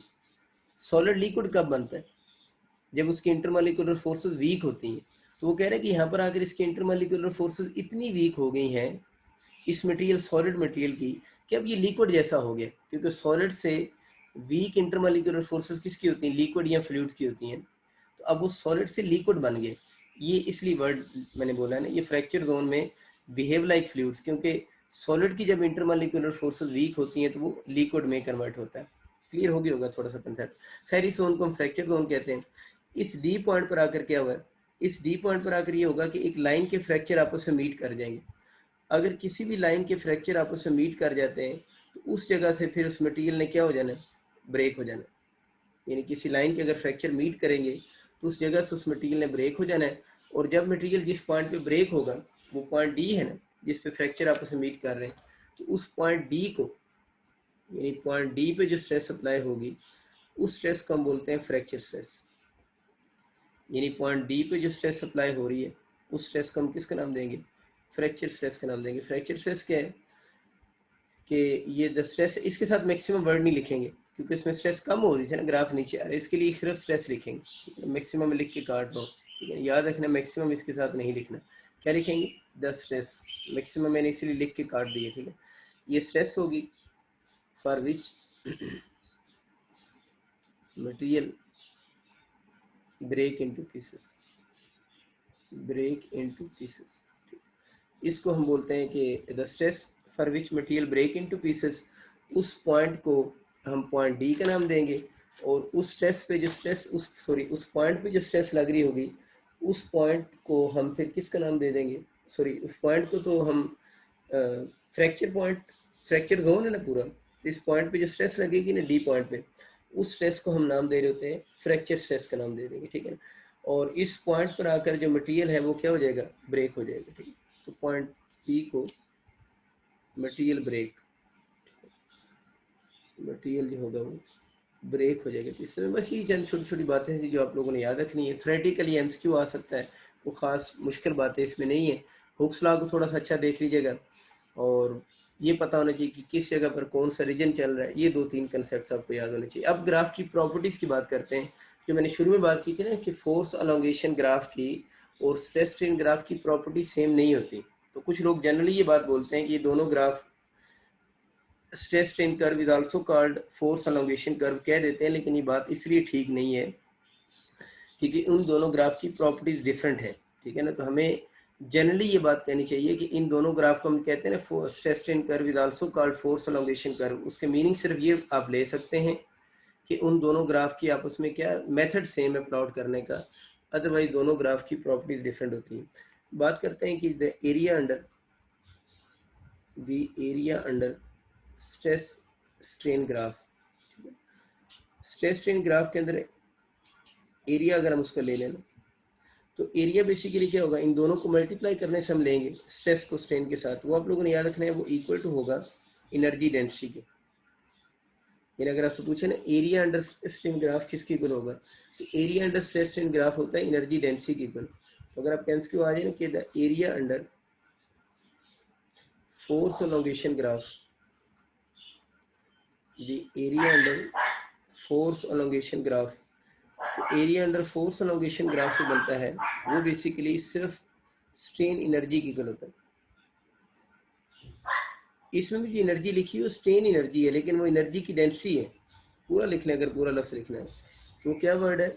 ये स्ट्रेन एनर्जी डेंसिटी पूरा वर्ड है, या इसको हम कहते हैं एनर्जी डेंसिटी है। स्ट्रेन एनर्जी डेंसिटी कह लेता भी ठीक है, लेकिन ये स्ट्रेन एनर्जी है सिर्फ। Area under stress strain graph जो हम पढ़ रहे हैं वो strain energy density, energy density की इक्वल होता है। एनर्जी डेंसिटी की यूनिट क्या होती है? जूल पर मीटर क्यूब होगी, ठीक है। और इसकी यूनिट तो एनर्जी की तो क्या होगी? जूल होगी। ये दो ग्राफ सेम तो नहीं है, दो डिफरेंट बातें होगी। इसलिए अगर आपका कभी एमसीक्यू आ जाए तो आप लोगों ने ये फिर चूज नहीं करना कि दोनों ग्राफ सिमिलर ग्राफ है, ये दोनों ग्राफ डिफरेंट ग्राफ हैं, क्योंकि दोनों ग्राफ के under area under curve different चीज को दे रहा है। इसी तरह अगर हम डिस्कस कर लेते हैं कि स्लोप अगर हम ले लें, slope of stress strain graph की बात करते हैं। अच्छा, अब हम इस ग्राफ की ना स्लोप की बात करते हैं। Slope of stress strain graph, area में ऑर्डर मैटर नहीं करता वैसे, इसको पहले लिखें इसको बाद में लिखें, लेकिन स्लोप में ऑर्डर जरूर मैटर करता है, क्योंकि स्लोप में जो पहले लिखा होता है वो परपेंडिकुलर होता है और बाद वाला जो होता है वो बेस होता है। तो स्लोप में आप लोगों ने ऑर्डर ध्यान से देख लेना है, ठीक है। तो slope of stress strain graph अगर बोलेगा या स्ट्रेस स्ट्रेन वर्डिंग में लिखा होगा तो पहले जो आ रहा है परपेंडिकुलर है, बाद वाला बेस है, वो टेन थीटा होता है। और टेन थीटा हम बोलते हैं किस चीज़ को? परपेंडिकुलर ओवर बेस हो जाएगा। तो अगर हम इसके परपेंडिकुलर की बात करें तो परपेंडिकुलर इसमें स्ट्रेस है और बेस इसमें क्या है? बेस वाली साइड पे स्ट्रेन है। तो stress over strain basically elastic modulus होता है, क्योंकि हम तो किसी वायर के लिए क्वेश्चन को पढ़ रहे हैं, ठीक है ना, इसलिए हम यहाँ पर क्या लिखेंगे? यंग मॉडुलस भी लिख सकते हैं। इस एमसीक्यू में कंफ्यूज होने की जरूरत को नहीं कि इलास्टिक मॉडुलस ऑप्शन चूज करना है या यंग मॉडुलस चूज करना है। एक वक्त में कोई एक ही लिखा होगा। और हमारे जो कोर्स में स्ट्रेस स्ट्रेन ग्राफ प्लॉट हो रहा है वो बेसिकली एक वायर का टेंसाइल टेस्ट हो रहा है। अगर किसी वायर का टेंसाइल टेस्ट हो रहा है तो ये स्ट्रेन फिर कौन सी है? ये स्ट्रेस टेंसाइल स्ट्रेस है, ये टेंसाइल स्ट्रेन है। तो इसको ई लिख दें, ई मीन इलास्टिक मॉडुलस लिख दें, या इसको यंग मॉडुलस लिख दें, यंग मॉडुलस लिख दें, इससे कोई फ़र्क नहीं पड़ेगी। वैसे लिखा होता यंग मॉडुलस ही है। अगर यंग मॉडुलस वो स्किप करता है तो उसकी जगह वर्ड क्या लिखा होगा? इलास्टिक मॉडुलस लिखा होगा। लेकिन इसकी जगह कोई और मॉडुलस नहीं आ सकता। मतलब ये नहीं कह सकते इसमें बल्क लिख दें या शेयर लिख दें, क्योंकि ये जो टेंसाइल टेस्ट हो रहा है वो बेसिकली किसी वायर का हो रहा है। तो ये आपको आइडिया होगा slope of stress strain graph Young modulus की इक्वल होगी। लेकिन अगर इसी एमसीक्यू को वो यूं लिख दे, slope of strain stress graph लिख से, थोड़ा सा उसने ऑर्डर चेंज कर दिए, अब आपका परपेंडिकुलर ये हो जाएगा, स्ट्रेन ओवर स्ट्रेस हो जाएगी, तो that is equal to 1 over Young modulus हो जाएगा, यानी वो रेसिप्रोकल ऑफ यंग मॉडुलस होगा। तो ये बच्चों आप लोगों ने पेपर में थोड़ा सा ध्यान से देख लेना है कि उसने पेपर में लिखा क्या चीज़ है। इस स्ट्रेन एनर्जी पे अभी मैं बाद में बात करता हूँ, लेकिन ये साथ में चीज़ें बस मैंने वो इकट्ठी करवानी थी। तो आपको स्लोप का आइडिया हो गया कि स्लोप का क्वेश्चन दो तरह से पूछा जा सकता है। स्लोप के एक आधे क्वेश्चन देखते हैं, फिर एनर्जी डेंसिटी पे थोड़ी सी बात कर देते हैं। देखिए स्लोप के बड़े बेसिक से क्वेश्चन आते हैं। एक तो सीधा सीधा यूं ग्राफ आ सकता है आप लोगों का, डिफरेंट मटेरियल वो प्लॉट कर दे, ये वाला एक्सेस स्ट्रेस, ये वाला एक्सेस स्ट्रेन, और उसने डिफरेंट टाइप्स के मटेरियल यहाँ पर बना देता है। कहते हैं से आपके पास ये डिफरेंट मटेरियल्स हैं, ए बी सी, इस तरह डिफरेंट मटेरियल्स हैं, और पूछते हैं आप लोगों से, आप लोग बताएं कि इन मटेरियल में से कि यंग मॉडुलस का ऑर्डर बताएं। यानी आप लोगों ने यंग मॉडुलस का ऑर्डर बताना है कि यंग मॉडुलस का करेक्ट ऑर्डर कौन सा बनेगा। तो आपसे पूछे कि यंग मॉडुलस का ऑर्डर बताएं, किस मटेरियल का यंग मॉडुलस कम है, किसका ज़्यादा है। तो देखिए ये स्ट्रेस स्ट्रेन ग्राफ है ना, तो इसमें तो सीधे सीधे हम लिख सकते हैं कि tan theta equal to Young modulus होगा, क्योंकि स्ट्रेस ओवर स्ट्रेन है, ये परपेंडिकुलर ओवर बेस, ठीक है। अब हमें पता है कि जिसका थीटा ज़्यादा होगा उसकी स्लोप ज़्यादा होगी, उसका यंग मॉडुलस भी ज़्यादा होगा। और ये थीटा एंगल पता है ना विद हॉरिजॉन्टल एक्सिस होता है ना, ये स्लोप में जब भी एंगल देखते हैं वो स्टैंडर्ड एंगल होता है विद हॉरिजॉन्टल एक्सिस होता है। तो अब देखें ना, जिसका जितना एंगल ज़्यादा होगा उसका यंग मॉडुलस भी उतना ही ज़्यादा होगा। तो इसमें से किस मटेरियल का एंगल ज़्यादा है? सी का एंगल विद हॉरिजॉन्टल एक्सिस ज़्यादा है ना। अगर सी का एंगल ज़्यादा है तो इन मटेरियल में सी का यंग मॉडुलस ज़्यादा होगा किससे? बी से, और बी का यंग मॉडुलस ज़्यादा होगा किससे? ए से। तो सिंपल सा कंसेप्ट आपको समझ आ गया। इसमें जो जल्दी में गलती अब ये करते हैं कि अगर हम ग्राफ आपको यूँ प्लाट हो जाए, stress over strain graph plot हुआ हो, और यही सेम चीज़ें वो दोबारा लिख से, मतलब यही उसने ग्राफ दोबारा बना दी है, ए बी सी लिखा हुआ आगे, और आपसे पूछता है जनाब यंग मॉडुलस का ऑर्डर बताएं, किसका यंग मॉडुलस कम है, किसका ज़्यादा है। लेकिन अब ग्राफ चेंज है, अब परपेंडिकुलर और बेस ये बन रहा है। इस केस के अंदर जो tan थीटा बनेगा वो रेसिप्रोकल ऑफ यंग मॉडुलस हो जाएगा ना फिर। बस यही छोटी सी बात है जो अपने ध्यान से देखनी है। इसमें क्या होगा, आप जितना इस फैक्टर को कम करोगे उतना यंग मॉडुलस ज़्यादा होगा। ये फैक्टर tan थीटा कब कम होगा? जब थीटा कम होगा। तो जिसका थीटा मिनिमम होगा उसकी स्लोप कम होगी, और जिसकी स्लोप कम होगी उसका यंग मॉडुलस ज़्यादा होगा। तो अब देख लें, theta angle with horizontal axis होता है, तो किसका एंगल सबसे कम है? ए का एंगल सबसे कम है। जिसका एंगल सबसे कम है उसका यंग मॉडुलस सबसे ज़्यादा होगा। तो इस केस में ए का यंग मॉडुलस ज़्यादा होगा किससे? बी से, और बी का यंग मॉडुलस ज़्यादा होगा किससे? सी से। एक तो ये प्रॉपर अप्रोच ये है। जुगाड़ इसका ये है कि अगर आपको अभी स्लोप शोप में मिक्स हो जाए ना, यंग मॉडुलस किसका ज़्यादा होगा? जो स्ट्रेस एक्सिस के करीब होगा। यानी अगर आपसे पूछे ना यंग मॉडुलस किसका मैक्सिमम होगा, ग्राफ की बात कर रहा हूँ, जो क्लोज टू स्ट्रेस एक्सिस होगा। यूं भी आप याद रख सकते हैं। अगर इस तरह के ग्राफ के क्वेश्चन आ जाए और आपका पेपर में टाइम कम हो, तो प्रॉपर कंसेप्ट है ना, तो अब ये भी याद रख सकते हैं यंग मॉडुलस किसका मैक्सिमम होगा? जो स्ट्रेस एक्सिस के करीब होगा, जो मर्जी ग्राफ हो, मतलब इसका इसके साथ कोई तल्लक नहीं है। जो मर्जी ग्राफ हो, स्ट्रेस स्ट्रेन ग्राफ हो, स्ट्रेन स्ट्रेस ग्राफ हो, यंग मॉडुलस किसका ग्राफ ज़्यादा है? जो स्ट्रेस एक्सिस के करीब है। इधर से देखिए हमें स्लोप का कंसेप्ट पता ही नहीं है, हमने बताना है स्ट्रेस एक्सिस के करीब सी है, इसका यंग मॉडुलस ज़्यादा है। देखिए इसी का ज़्यादा था।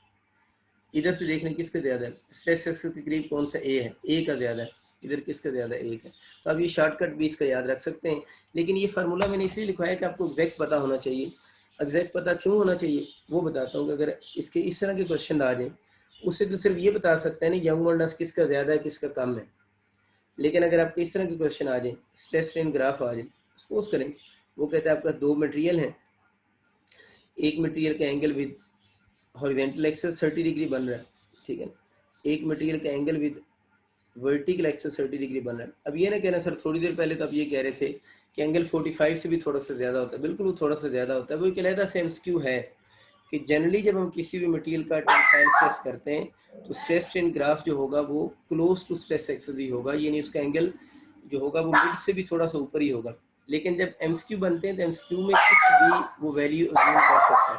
तो ये बेसिकली क्वेश्चन में कुछ भी बन सकता है, लेकिन वो अपनी जगह एमसीक्यू बिल्कुल ठीक है। अगर आपसे पूछे जनरली एंगल क्या होगा उसका विद हॉरिजॉन्टल एक्सिस, मतलब अगर आपको क्वेश्चन आ जाता है जनरली ये जो मटेरियल है स्ट्रेस स्ट्रेन ग्राफ का एंगल जो होगा वो कितना होगा, तो आप लोगों ने याद रखना इस केस के उसका एंगल जो होगा वो जनरली ग्रेटर देन क्या होगा 45 डिग्री होगा। लेकिन क्वेश्चन जब वो खुद बनाकर देगा तो वो कुछ भी एंगल दे सकता है। अच्छा ख़वातीन हज़रात, तो एंगल का मतलब आपको मसला समझ आ गया, ये अपनी जगह बात बिल्कुल ठीक है, अब यही चूज करोगे। लेकिन क्वेश्चन में वो कुछ भी कह सकता है। जिस तरह वो क्वेश्चन में कहता है मार्स के सेंटर में चले गए पेंडुलम को लेके, तो हम जाते हैं, हम बात ही करते हैं ना मार्स के सेंटर में पेंडुलम को ले गए, तो जितने हम खुद जा रहे होते हैं तब अब कहेंगे क्वेश्चन में ऐसा क्यों आ रहा है, वो वैसे ही है जिस तरह अर्थ के सेंटर में पेंडुलम को ले जाते हैं, वो लेके जाता हो तो नहीं बात ही करते हैं।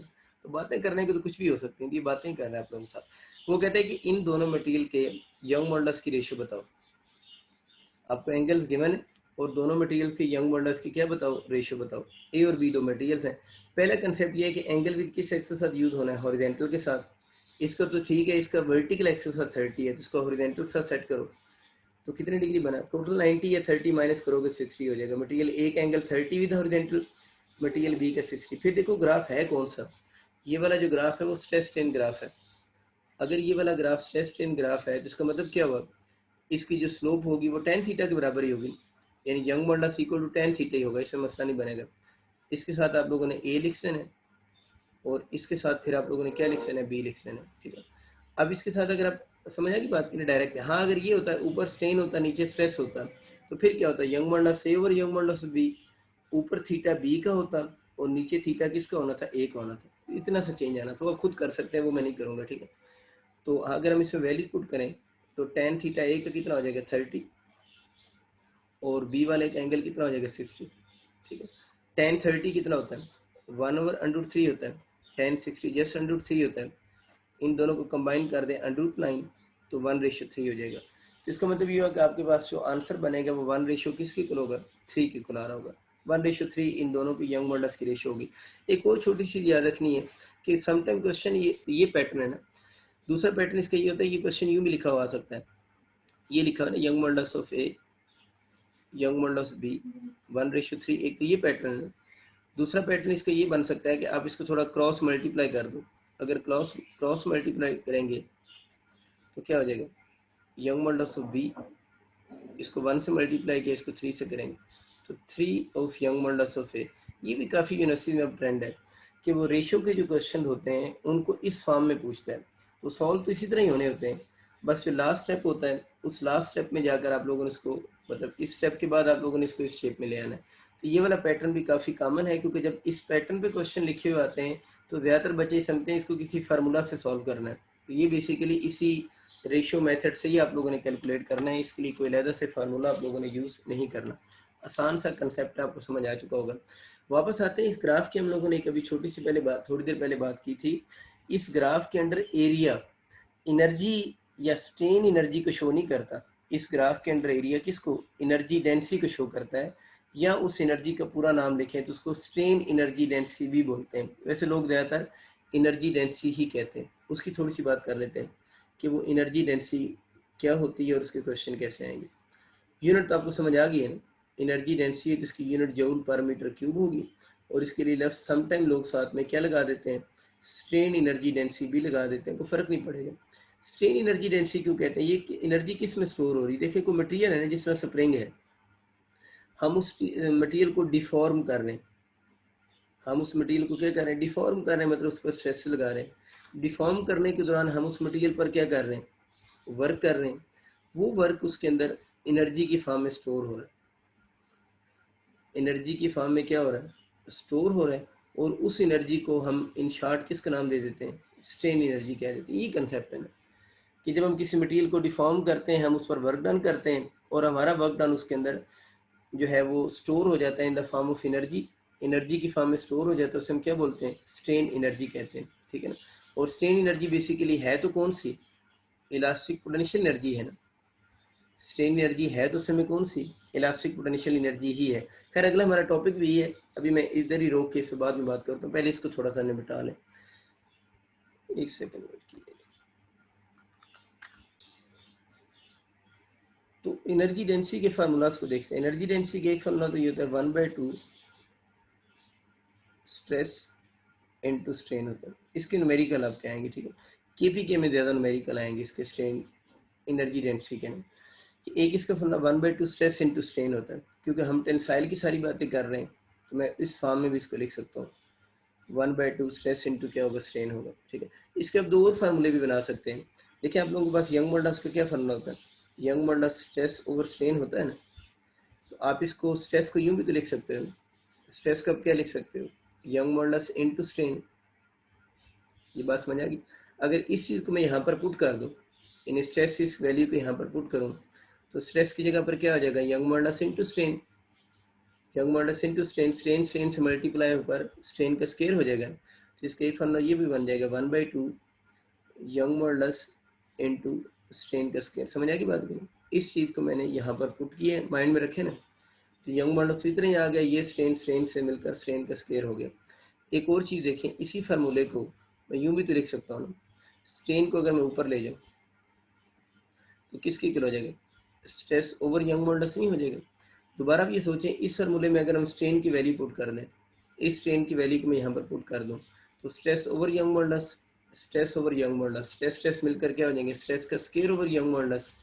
तो स्ट्रेन एनर्जी का एक ये वाला फार्मूला भी हो गया ना कि 1/2 स्ट्रेस का स्केयर ओवर क्या हो जाएगा, यंग मॉडल्स हो जाएगा। ये बस चंद चीज़ें आप लोगों ने याद रखनी है कि जो एनर्जी डेंसिटी होती है उसके फार्मूले 3 डिफरेंट टाइप्स के आपके लिखे जा सकते हैं।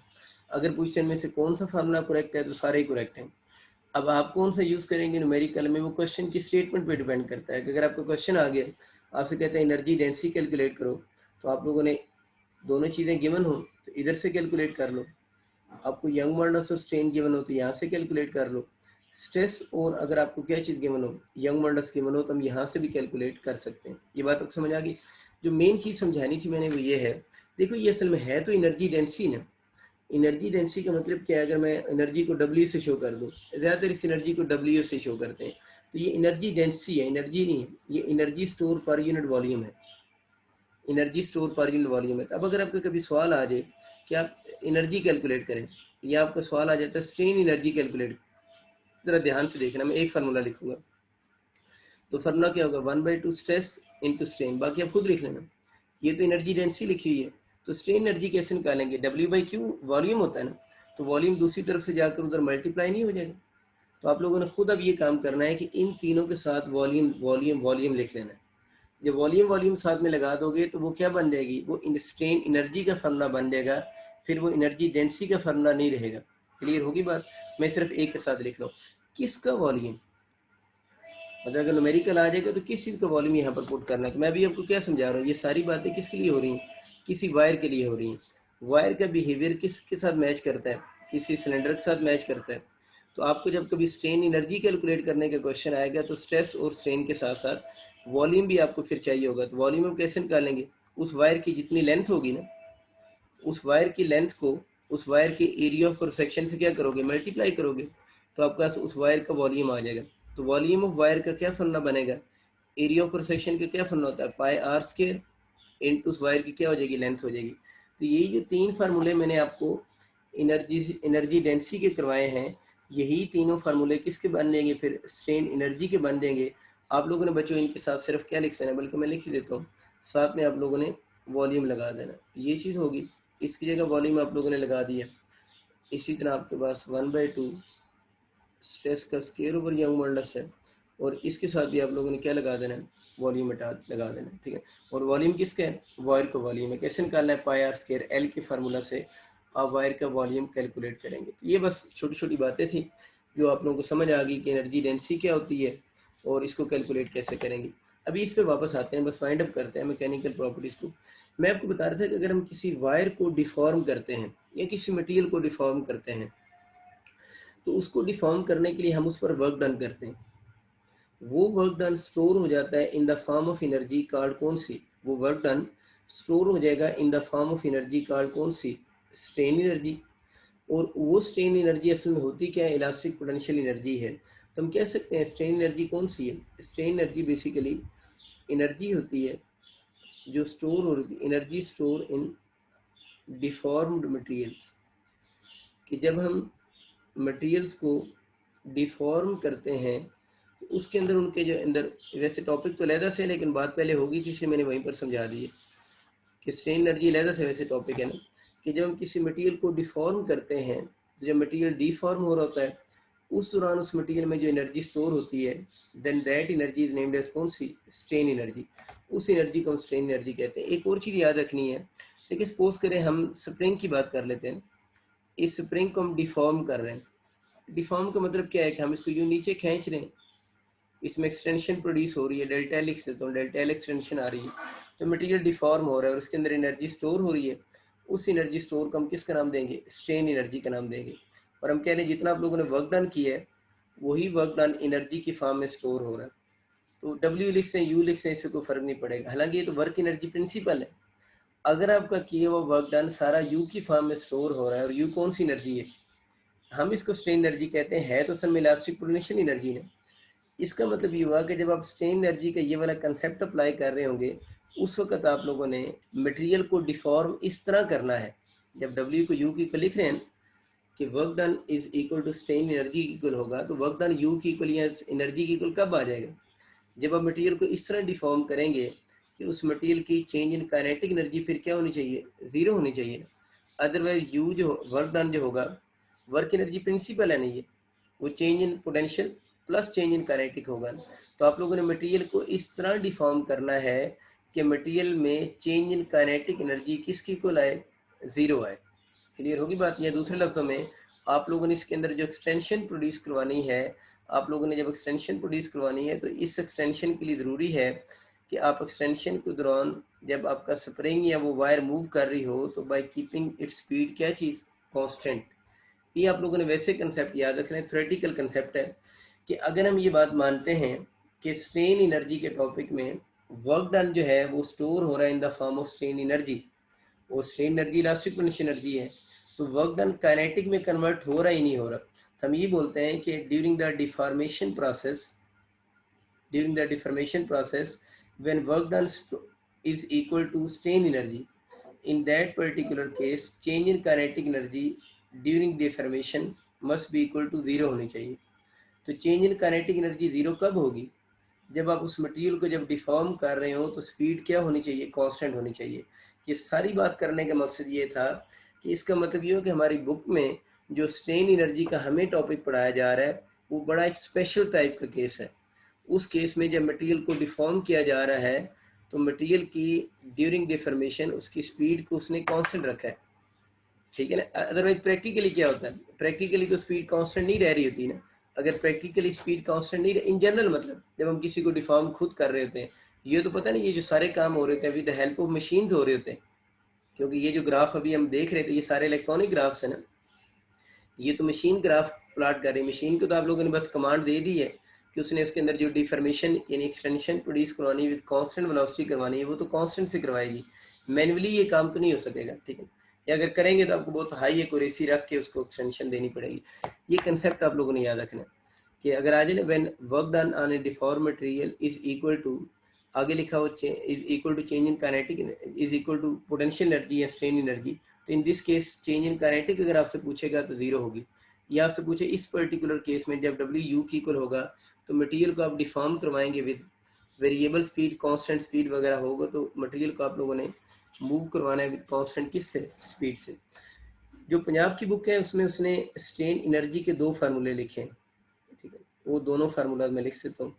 एक उसने फार्मूला ये लिखा है कि स्ट्रेन एनर्जी डब्ल्यू से वो डिनोट करता है, उसने यू से डिनोट भी नहीं किया इसका, 1/2 एफ इंटू डेल्टा एल लिखा है। एफ क्या चीज़ है, किसी भी मटेरियल को जब आप डिफॉर्म कर रहे हैं, स्प्रिंग जरूरी नहीं कोई भी मटेरियल हो सकता है, उस मटेरियल को डिफॉर्म करते हुए जब उस मटेरियल पर आप जो फोर्स लगा रहे हैं उस फोर्स को और उस मटेरियल में जो प्रोड्यूस होने वाली एक्सटेंशन है उससे मल्टीप्लाई कर दें तो जो एनर्जी बनेगी दैट इज नेम्ड एज कौन सी, स्ट्रेन एनर्जी। और इसी का उन्होंने एमसीक्यू भी दिया हुआ है। यानी इसी का एमसीक्यू भी दिया हुआ है कि उन्होंने बॉडी पर लगने वाली फोर्स भी गिवन है प्रीवियस पेपर में, और उस मटेरियल के अंदर जो एक्सटेंशन प्रोड्यूस हो रही है वो एक्सटेंशन भी गिवन है। तो अगर ये दोनों चीज़ें पता हो तो इसको यूज़ करके हम स्ट्रेन एनर्जी कैलकुलेट कर सकते हैं। ठीक होगी बात। बस इतना फ़र्क है कि पंजाब की बुक में उसने ये जो एक्सटेंशन है उसको स्मॉल एल से डिनोट किया हुआ है, बल्कि L1 से डिनोट किया हुआ है। तो जो बुक में स्मॉल एल पंजाब की बुक में लिखा हुआ है वो असल में है क्या चीज़, एक्सटेंशन ही है। ठीक है ना, क्योंकि उस बुक में फार्मूला यूँ लिखा हुआ है 1/2 F1 इंटू L1। तो आप लोगों ने इससे कंफ्यूज नहीं होना, बस F यहाँ पर क्या है, फोर्स है, और डेल्टा एल यहाँ पर क्या है, एक्सटेंशन है। आप लोगों ने यही चीज़ माइंड में रखनी है। बस सिंबल उसने थोड़ी सी चेंज कर दी हुई है जिससे कुछ बच्चे कंफ्यूज हो जाते हैं। ये आपको आइडिया हो चुका है, ठीक है। अच्छा, इसी का एक फार्मूला तो आप ये याद रखेंगे, ये वैसे बुक में इस फॉर्म में उसने, ये जो फार्मूला है उसने इस फॉर्म में इसको लिखा हुआ है। इसका जो दूसरा फार्मूला बच्चों बुक में लिखा हुआ है वो मैं पहले लिख सकता हूँ। वैसे नीचे वाला फार्मूला आइडेंटिफाई होने के लिए आता है, इसके न्यूमेरिकल आने के चांसेस कम होते हैं। बुक में फार्मूला यूँ लिखा हुआ है EA L1 का स्क्वायर ओवर ओरिजिनल लेंथ। ठीक है, इसको ज़रा समझे। इसमें बच्चों E जो है वो तो वही पुराना इलास्टिक मॉडुलस है, ये भी स्ट्रेन एनर्जी का फार्मूला है और ये आइडेंटिफाई होने के लिए आएगा। E mean elastic modulus, A mean उस वायर का area of cross section, L1 आपको मैंने बता दिया क्या चीज़ है, एक्सटेंशन, लेकिन इस फार्मूले में इसके ऊपर स्केयर आ रहा है, और L उस वायर की जिसके अंदर एक्सटेंशन प्रोड्यूस हो रही है, उस वायर की कौन सी लेंथ है, ओरिजिनल लेंथ है। अगर न्यूमेरिकल भी आज मैं टेस्ट में एक आधा न्यूमेरिकल भी दूंगा तो उसमें आपको ये सारी चीज़ें गिवन होंगी और आप लोगों ने स्ट्रेन एनर्जी कैलकुलेट करनी होगी। वैसे इस फार्मूले की जो प्रॉपर फॉर्म है अगर मैं थोड़ा बेहतर करके लिखूँ तो मुझे यूँ भी लिखना चाहिए, क्योंकि यहाँ पर जो ई लिखा हुआ है ये सवाल किसकी हो रही है, वायर की बात हो रही है, और वायर के इलास्टिक मॉडुलस का अपना प्रॉपर नेम होता है, उसका हम यंग मॉडुलस भी कहते हैं। तो ये फार्मूला यूँ भी लिखा जा सकता है। आपको जब न्यूमेरिकल आएगा ना, जब न्यूमेरिकल प्रॉब्लम आएगा तो उसमें यंग मॉडुलस की वैल्यू गिवन होगी, वायर का एरिया गिवन होगा, एक्सटेंशन गिवन होगी और लेंथ गिवन होगी। इसी फार्मूले को अगर मैं थोड़ा सा और बेहतर करके लिखूँ तो मैं इसको यूँ भी लिख सकता हूँ YA डेल्टा एल का स्क्वायर ओवर ओरिजिनल लेंथ कर देंगे ना, क्योंकि ये तो बुक की नोटेशन है ना, उसने L1 किया हुआ है। लेकिन अगर बुक में है तो पंजाब की बुक में ये फार्मूला L1 के साथ ही आइडेंटिफाई होने के लिए आ जाएगा। लेकिन वैसे आप लोग याद रख लीजिएगा कि यहाँ पर L1 की जगह पर डेल्टा एल भी लिखा हुआ आ जाए तो इससे कोई फ़र्क नहीं पड़ता। क्लियर होगी बात। तो ये दो छोटी छोटी चीज़ें आप लोगों ने याद रखनी है कि जो स्ट्रेन एनर्जी होती है उसको कैलकुलेट करने के दो फार्मूले हैं, एक ये वाला फार्मूला है, एक ये वाला फार्मूला। ये तो दो बुक में लिखे हुए हैं। इसका न्यूमेरिकल पहले आ चुका हुआ है, इसका फार्मूला आइडेंटिफाई होने के लिए आता है। लेकिन अगर इसका भी न्यूमेरिकल आ जाए तो पैरामीटर मैंने आपको बता दिए हैं, वो सिंपल ही ज़ाहिर गिवन होंगे, 1 1 या 2 2 करके वैल्यूज़ गिवन होंगी। तो उन वैल्यूज़ को पुट करके आप इजीली क्वेश्चन कैलकुलेट कर सकते हैं। गलती होने के चांसेस सिर्फ ये हो सकते हैं कि यूनिट्स में गड़बड़ करेगा वो, मतलब एक्सटेंशन को सेंटीमीटर में दे देगा, इसको मीटर में दे देगा। तो यूनिट्स आप लोगों ने ख्याल रखना होता है इस तरह के क्वेश्चन में, जिसमें नंबर ऑफ वेरिएबल थोड़े ज़्यादा हों। तो यूनिट्स आप लोगों ने खुद बैलेंस करनी होती है, क्योंकि अगर यूनिट बैलेंस नहीं होगी तो फिर आपके क्वेश्चंस के रॉन्ग होने के चांसेस होते हैं। ठीक है, फिर आप लोगों ने याद रखना है कि ये जो मेथड है ना, इसकी वैलिडिटी की उसने बात की हुई है। इस मेथड से अगर आप स्ट्रेन एनर्जी कैलकुलेट करते हैं तो वैलिड कब होगी, तो उसने बुक में लफ्ज़ लिखा है ये जो मेथड है ना स्ट्रेन एनर्जी कैलकुलेट करने का, ये वाला जो फार्मूला है, ठीक है ना, ये वैलिड कब होगा। तो उसने बुक में लिखा हुआ है वैलिड फॉर, बुक की लाइन लिखता हूँ, valid for both the linear, book वाले लफ्ज़ लिखे, बुक में लफ्ज़ लिखा वैलिड फॉर बोथ लीनियर, और लीनियर का आगे ब्रैकेट में उसने लिखा हुआ है इलास्टिक एंड नॉन लीनियर, और नॉन लीनियर का आगे उसने लिखा हुआ है ब्रैकेट में नॉन इलास्टिक रीजन। मैं बताता हूँ आप लोगों ने एमसीक्यू इसको कैसा आएगा। वो आपसे पूछेगा कि ये फार्मूला लिखा होगा पेपर में जब एमसीक्यू आएगा, this formula is valid for, और ऑप्शन में लफ्ज़ ये लिखा होगा इलास्टिक रीजन और प्लास्टिक रीजन लिखा होगा। ये जो लफ्ज़ इसने यहाँ पर बुक में लिखा है नॉन इलास्टिक, इसके एमसीक्यू में लिखा होगा प्लास्टिक रीजन। अगर वो बुक वाले वर्ड दे देता है फिर तो बिल्कुल ही ठीक है ना। तो आप लोगों ने बहुत चूज़ करना है। दोबारा बता रहा हूँ, आपका क्वेश्चन ही आएगा, आपको ये फार्मूला गिवन होगा और पूछेगा this formula is valid for which region. तो एक तो बुक में लफ्ज़ खुद लिखे हैं, ये तो बुक की लाइन मैंने लिखी है, तो आप लोगों ने चूज़ करना है लीनियर रीजन एंड कौन सा नॉन लीनियर रीजन। एक तो इन दो का कम्बिनेशन बनेगा, फिर भी बहुत ऑप्शन होगा। लीनियर रीजन को उसने इलास्टिक बोला हुआ है, हालांकि आपको पता है कि इलास्टिक रीजन लीनियर तो नहीं होता।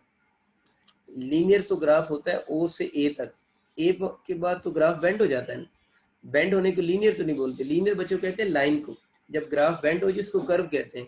तो इसने बोला हुआ है कि इलास्टिक रीजन सारा लीनियर है, हालांकि इलास्टिक की जो सारा लीनियर है, इलास्टिक रीजन तो लीनियर है ओ से ए तक। खैर ये तो उस बुक की लिमिटेशन है ना, उसने खुद बात को ऐसे लिख दी है, मैंने इसलिए एग्जैक्ट लाइन भी लिख दी है। तो अगर आज ये वाला फॉर्मूला वैलिड कब है, लीनियर का combination non linear both option, elastic और नॉन इलास्टिक फिर भी बोथ ऑप्शन, और जो प्रैक्टिकली एमसीक्यू आता है वो elastic region and plastic region दोनों में ये फार्मूला वैलिड है। तो आप लोगों ने ऑप्शन में क्या चूज़ करना है, बोथ ऑप्शन चूज़ करेंगे। मैंने जो आपको बात समझाई है, अगर वो टेक्निकल आपसे मिस्टेक करवाएगा तो इधर से करवाएगा, क्योंकि आपको याद होगा जब स्ट्रेन एनर्जी का क्वेश्चन आएगा तो आप उन चीज़ों के ऊपर अप्लाई करते रहेंगे, और आपको क्वेश्चन में क्या गिवन होगी, इस तरह स्ट्रेस स्ट्रेन वगैरह गिवन होगी। तो अगर आपको इस तरह डायरेक्ट सीधा सीधा डाटा गिवन है और साथ में वॉल्यूम वगैरह भी गिवन है, तो आप इधर से क्वेश्चन को सॉल्व कर लें।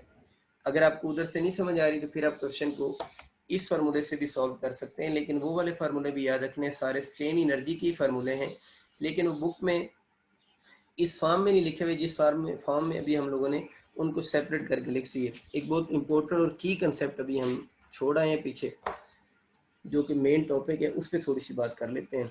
वो हम लोगों ने छोड़ दिए इलास्टिक एंड प्लास्टिक डिफॉर्मेशन, मतलब जो असल में चीज़ ही पीछे ये वो स्ट्रेस स्ट्रेन ग्राफ का ही फीचर है, इलास्टिक एंड प्लास्टिक डिफॉर्मेशन। इसको ज़रा देख लें, इलास्टिक और प्लास्टिक डिफॉर्मेशन का क्या कंसेप्ट है। एफएससी में तो हम इसको थोड़ा बड़ा स्लाइड से देखते हैं, लेकिन अब क्योंकि बिल्कुल ये एज ए टॉपिक गिवन है तो थोड़ा सा हम इस पर बेहतर बात करेंगे कि इलास्टिक और प्लास्टिक डिफॉर्मेशन में किस किस टाइप के क्वेश्चन बन सकते हैं। देखिए इलास्टिक और प्लास्टिक डिफॉर्मेशन की अगर हम बात करें ना, तो इसमें एक चीज़ तो ये है कि दो तरह के सब्सटेंसेस होते हैं। इन सब्सटेंसेस की अगर बात करें, बल्कि दो मैं पढ़ाऊंगा तो आपको कंसेप्ट सही क्लियर नहीं होगा। अब यूँ समझने कि अगर हम इलास्टिक और प्लास्टिक डिफॉर्मेशन का कंसेप्ट समझ रहे हैं तो हम थ्री टाइप के सब्सटेंस ले लेते हैं। एक सब्सटेंस वही है जो रोज़ाना आप लोग पढ़ते हैं, जिन्हें हम डक्टाइल सब्सटेंस बोलते हैं। एक तो आपके डक्टाइल हो जाएंगे, इसको समझने के लिए एक तो आप डक्टाइल सब्सटेंस माइंड में रख लें। इसके अलावा हम जो दूसरे सब्सटेंस पढ़ते हैं, जिस तरह गिलास वगैरह होता है जो बहुत जल्दी टूट जाता है ना, गिलास हो गया जो बहुत जल्दी ब्रेक हो रहा है, उनको हम बोलते हैं ब्रिटल सब्सटेंस। वो बेसिकली आप लोगों के ब्रिटल सब्सटेंस हो जाएंगे। और तीसरे जो होते हैं ब्रिटल के बाद, उनको हम बोलते हैं elastomer. Elastomer elastomer three type के सब्सटेंस होते हैं, इलास्टोमर सब्सटेंसेस। अब जो डक्टाइल सब्सटेंस होते हैं इनकी अगर हम बात करें, तो ये जो आप लोगों ने ग्राफ प्लाट किया हुआ है ना पहले, वो आप लोगों ने डक्टाइल के प्लाट किया हुआ है, जिसके अंदर क्या थी, इलास्टिक डिफॉर्मेशन भी हो रही थी एंड प्लास्टिक डिफॉर्मेशन भी हो रही थी। मैं थोड़ा सा ग्राफ प्लाट कर देता हूँ तो आपको थोड़ा सही आइडिया हो जाए। ये जो ग्राफ बच्चों आप लोगों ने थोड़ी देर पहले प्लॉट किया हुआ है, यूँ ग्राफ था, यहाँ तक था, उसके बाद आप लोगों ने यूँ सारा ग्राफ प्लॉट किया हुआ था, ओ से ए तक थे, ए से बी, बी से सी, सी से डी। ये पूरा जो ग्राफ है ना, ये कंप्लीट अभी जो बना हुआ है, ये डक्टाइल का है। ये जो ग्राफ है वो डक्टाइल सब्सटेंस का ग्राफ है। तो अगर ये ग्राफ डक्टाइल सब्सटेंस का ग्राफ है तो इसमें दोनों तरह की डिफॉर्मेशन हो रही है।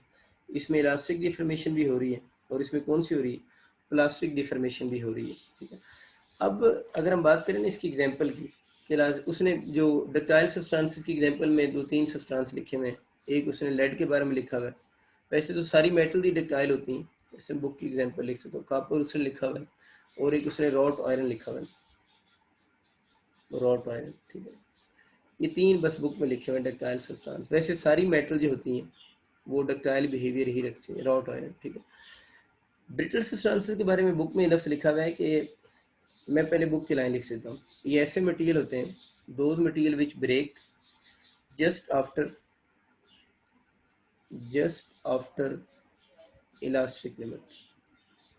ये वो मटेरियल हैं जो ब्रेक हो जाते हैं जस्ट आफ्टर इलास्टिक लिमिट। इस पॉइंट को ज़रा क्लियर करें। और ये जो मटेरियल होते हैं, चलिए इसके बाद में बात करता हूँ, ये ब्रेक होते हैं जस्ट आफ्टर इलास्टिक लिमिट। अगर मैं इनका ग्राफ प्लाट करूँ तो ओ से बी तक कौन सी डिफॉर्मेशन, इलास्टिक, इनका ग्राफ तकरीबन यहाँ तक होता है। थोड़ा सा इलास्टिक के बाद हम जाते हैं, क्या लफ्ज़ लिखा है, जस्ट आफ्टर इलास्टिक लिमिट लफ्ज़ लिखा हुआ है, एट इलास्टिक लिमिट नहीं लिखा हुआ। बुक में जो लफ्ज़ है वो जस्ट आफ्टर इलास्टिक लिमिट है। इसका मतलब कि इनका जो ग्राफ होगा, मैं नहीं बनाता है मैं ये ग्राफ क्या बनाना है, ब्रिटल का यहाँ तक ग्राफ बनेगा, यानी आप लोगों ने just after elastic limit choose करना, यानी ब्रिटल का ग्राफ यहाँ तक होगा, समझने की बात की ना, यानी इसके अंदर just after elastic deformation, just after elastic limit इन्होंने क्या हो जाना है, ब्रेक हो जाना है। इसका मतलब ये हुआ कि इस ये वाले जो मटेरियल्स होंगे इनके अंदर कौन सी डिफॉर्मेशन होगी, इलास्टिक डिफॉर्मेशन तो हो रही होगी, इलास्टिक डिफॉर्मेशन तो होगी, लेकिन इन मटेरियल्स के अंदर क्या होगी, वेरी स्मॉल कौन सी होगी, प्लास्टिक डिफॉर्मेशन होगी, यानी इलास्टिक डिफॉर्मेशन होगी लेकिन वेरी स्मॉल इनके अंदर क्या होगी, प्लास्टिक डिफॉर्मेशन होगी। और इनकी प्लास्टिक डिफॉर्मेशन इतनी स्मॉल होती है कि यूजुअली हम इसको निगलेक्ट भी कर रहे होते हैं, लेकिन क्योंकि बुक में लफ्ज़ लिखा है ना, break just after the elastic limit, यानी जो ही इलास्टिक लिमिट क्रॉस होती है उसके बाद ये ब्रेक हो जाते हैं। इस बात को आप यूँ भी समझ सकते हैं कि ये जो मटेरियल्स होते हैं ना, मैं सिंपल आपके लिए आसान बात करता हूँ, ये जो मटेरियल्स होते हैं इनका जो प्लास्टिक रीजन होता है ना, इनका जो प्लास्टिक रीजन होगा, इनका प्लास्टिक रीजन वेरी स्मॉल होता है, और प्लास्टिक रीजन इतना स्मॉल होता है कि यूजुअली हम इसको क्या करते हैं, निगलेक्ट ही कर देते हैं। ठीक होगी बात। तो आप लोगों ने पहली बात याद रखनी है कि इसके अंदर इलास्टिक डिफॉर्मेशन भी है, प्लास्टिक डिफॉर्मेशन भी है, फिर इसके अंदर क्या होगा, इसका लार्ज प्लास्टिक रीजन होगा, इलास्टिक तो दोनों में ही है, इसका लार्ज प्लास्टिक रीजन होगा। ये ग्राफ तो किसका बना हुआ है, पूरा ग्राफ जो इलास्टिक है ना, तो इसका तो इलास्टिक रीजन कितना बड़ा है, ठीक है ना। लेकिन ये जो ब्रिटल होते हैं इनका जो प्लास्टिक रीजन होगा वेरी स्मॉल होगा। वेरी स्मॉल का मतलब क्या है, point B and C are very close, are very close to each other. यानी अगर इसका हम ग्राफ की बात करें कि तो इसका सी पॉइंट बिल्कुल इधर आ जाएगा, मतलब इसका सी पॉइंट इसके बहुत ज़्यादा क्या होगा, क्लोज होगा। क्लोज होने का मतलब यही है ना कि इसका प्लास्टिक रीजन बहुत ज़्यादा क्या होगा, स्मॉल होगा। तो ये आप लोगों ने याद रखना है कि जब ब्रिटल का हम ग्राफ यूजुअली जब हम नॉर्मली, मैं ऐसे में इलास्टोमर को भी साथ में समझाता हूँ, फिर इन दोनों को अलहदा से भी डिस्कस कर दूंगा कि जनरल इनके बारे में कंसेप्ट क्या बना हुआ है, लेकिन प्रॉपर इनका कंसेप्ट यही है कि ये जो होता है इसके अंदर दोनों डिफॉर्मेशन होती है, इसका प्लास्टिक रीजन काफ़ी बड़ा होता है, ये ब्रेक होता है जस्ट आफ्टर इलास्टिक लिमिट, यानी इलास्टिक लिमिट के बाद ब्रेक होगा जस्ट आफ्टर। तो देखें इलास्टिक लिमिट यूं ही क्रॉस हुई तो यहाँ पर जाकर ब्रेक हो गया, इसका मतलब ये हो कि इसके अंदर प्लास्टिक रीजन है सही लेकिन वो वेरी स्मॉल है, वही मैंने लिखा है वेरी स्मॉल प्लास्टिक रीजन होगा। और प्लास्टिक रीजन वैसे वैसे भी लिखिए वेरी स्मॉल होगा। वेरी स्मॉल होने का मतलब इसका बी और C point are very close to each other होंगे। जो केपीके की बुक में एक लाइन लिखी हुई है ना कि जो ब्रिटल सब्सटेंसेस होते हैं उसमें सी और D points are close to each other. आपने शायद देखा होगा केपीके की बुक में एक लाइन लिखी हुई है, C and D points are very close to each other, brittle के लिए लिखा हुआ है, ठीक है। वो असल में लाइन जो है वो बी और सी के लिए होनी चाहिए कि जो ब्रिटल होते हैं उसमें बी और C points are very close to each other. तो इसका मतलब ये very close to each other का मतलब कि सी पॉइंट जो होगा वो करीब आ जाएगा बी पॉइंट के। तो जो केपीके की बुक में लाइन है कि C and D points are very close to each other in brittle substances, वो लाइन असल में सी टू डी के लिए नहीं है, वो लाइन किसके लिए है, बी और सी के लिए वो लाइन है कि B and C points are very close to each other. उसका मतलब क्या है कि ये क्लोज, इसका ये मतलब है कि ये भी ऊपर जाएगा वो नीचे आएगा, बल्कि इसमें ये वाला सी पॉइंट ब्रिटल में क्लोज टू बी आ जाएगा। और जब ये रीजन बहुत समान हो जाएगा तो ऐसे मटेरियल्स को हम क्या बोलेंगे, ब्रिटल बोलेंगे। ये जो तीसरे सब्सटेंस है ना, इलास्टोमर वगैरह जो होते हैं इनके अंदर आप लोगों ने याद रखना है इनके अंदर no plastic region. Proper concept असल में यही है, इन मटेरियल के अंदर कोई प्लास्टिक रीजन नहीं होता। मैं आपको एग्जांपल देता हूँ, आपको शायद सही समझ आए। देखिए आपने कभी रबर को तोड़ा है, आप इमेजिन करो आपके हाथ में एक रबर है, आप उसको यूं खींच रहे हो, रबर को जो आप खींच रहे होते हो वो उसकी लेंथ बड़ी होती जाती है, जो ही छोड़ते हो फौरन वापस नहीं आता। रबर को जो ही आप छोड़ते हो बिल्कुल रबर सा आप लोग, खवातीन जिसे पोनी शोनी लगाती हैं, मैं भी अपने कोको की पोनी उसी से लगाता हूँ। तो आप उसको यूं खींचते हैं तो वो मतलब उसके अंदर वो स्ट्रेन आ रही है, यूं छोड़ते हैं वापस आ जाता है, आता है वापस, सोचें आ रहा होगा वापस।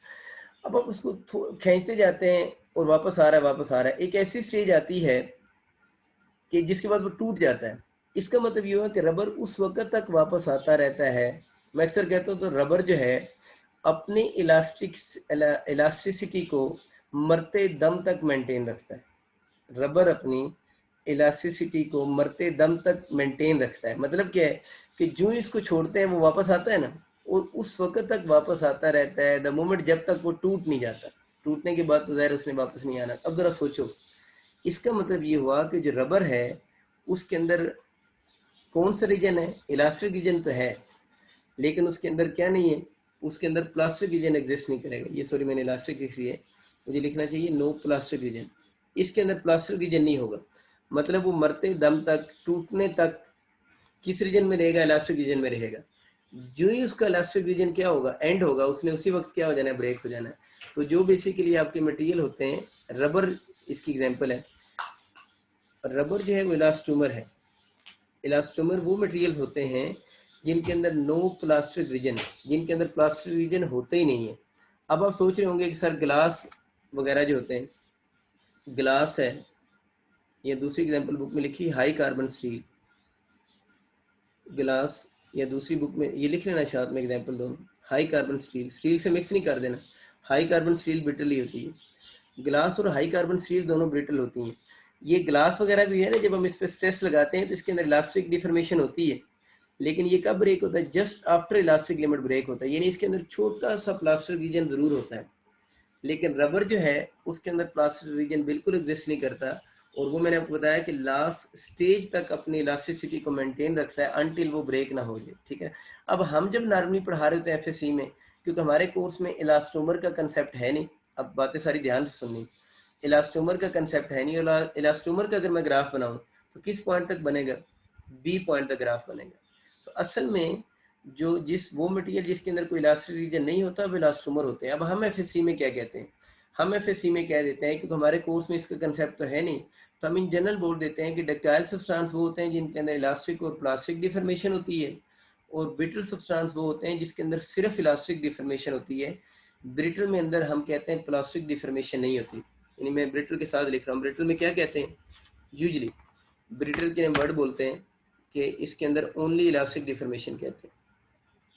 हम ब्रिटल के बारे में बोलते हैं ओनली इलास्टिक डिफॉर्मेशन होती है। ठीक, ये अब आप लोगों ने कंसेप्ट, अब एमसीक्यू देख के आपको समझ आएगा कि आप ओनली इलास्टिक डिफॉर्मेशन वाला वर्ड चूज कर सकते हो या नहीं कर सकते। ये अब एमसीक्यू डिसाइड करेगा। एमसीक्यू से अगर आपको आइडिया हो रहा है, उसमें लिखा हुआ है ब्रिटल सब्सटेंस ऐसे होते हैं जिनके अंदर इलास्टिक डिफॉर्मेशन होगी and very small plastic region होगा, तो ठीक है। और आगे लिखा होगा इसके अंदर जो होगी वो नो इलास्टिक डिफॉर्मेशन। दोबारा सुनो, ग्लास में क्या हो रहा है? ग्लास का क्वेश्चन कर लेते हैं, क्योंकि ग्लास ब्रिटल है, ये ब्रिटल वर्ड बोल रहे हैं। ब्रिटल में ऑप्शन लिखा हुआ है इलास्टिक डिफॉर्मेशन हो रही, only elastic deformation, only plastic deformation and elastic deformation and very small plastic deformation. तो आप क्या चूज करेंगे? Elastic deformation and very small plastic deformation वाला वर्ड चूज करोगे ना, ये बात समझे। अगर ये एम्स क्यों आता है ना, ग्लास में only elastic deformation, only plastic deformation, elastic deformation and very small plastic deformation, तो फिर आप क्या चूज करोगे? Elastic deformation and very small plastic deformation glass का आंसर होगा। Only elastic deformation word wrong है। ठीक है। लेकिन अगर ये एमसीक्यू आ जाए कि ग्लास में ओनली इलास्टिक डिफॉर्मेशन होगी, ओनली प्लास्टिक डिफॉर्मेशन होगी, ठीक है ना, इस तरह के वर्ड आ जाए, maybe A R B, इस तरह के वर्ड आ जाए, तो फिर आप क्या चूज कर लेंगे? फिर आप इलास्टिक डिफॉर्मेशन ही वर्ड चूज करेंगे। फिर आप प्लास्टिक डिफॉर्मेशन, मैंने क्या बोला है, इसके अंदर जो वेरी स्मॉल प्लास्टिक डिफॉर्मेशन होती है, उस प्लास्टिक डिफॉर्मेशन को इस उस वक्त आप इग्नोर करोगे जब वेरी स्मॉल का वर्ड यूज नहीं होगा। क्लियर होगी बात। और वो आपको कंसेप्ट मैंने क्लियर करवा दिया है कि वो कौन से मटेरियल हैं जिनके अंदर सिर्फ इलास्टिक डिफॉर्मेशन होती है, यानी नो प्लास्टिक डिफॉर्मेशन, नो है वर्ड, नो प्लास्टिक डिफॉर्मेशन या नो प्लास्टिक रीजन, एक ही बात है। जब प्लास्टिक रीजन ही नहीं है तो प्लास्टिक डिफॉर्मेशन नहीं होगी, वो इलास्टोमर होते हैं। लेकिन हम ब्रिटल के अंदर भी इलास्टोमर वाली बात कब कर लेते हैं? जब हमारे पास ये वाला वर्ड अवेलेबल ना हो।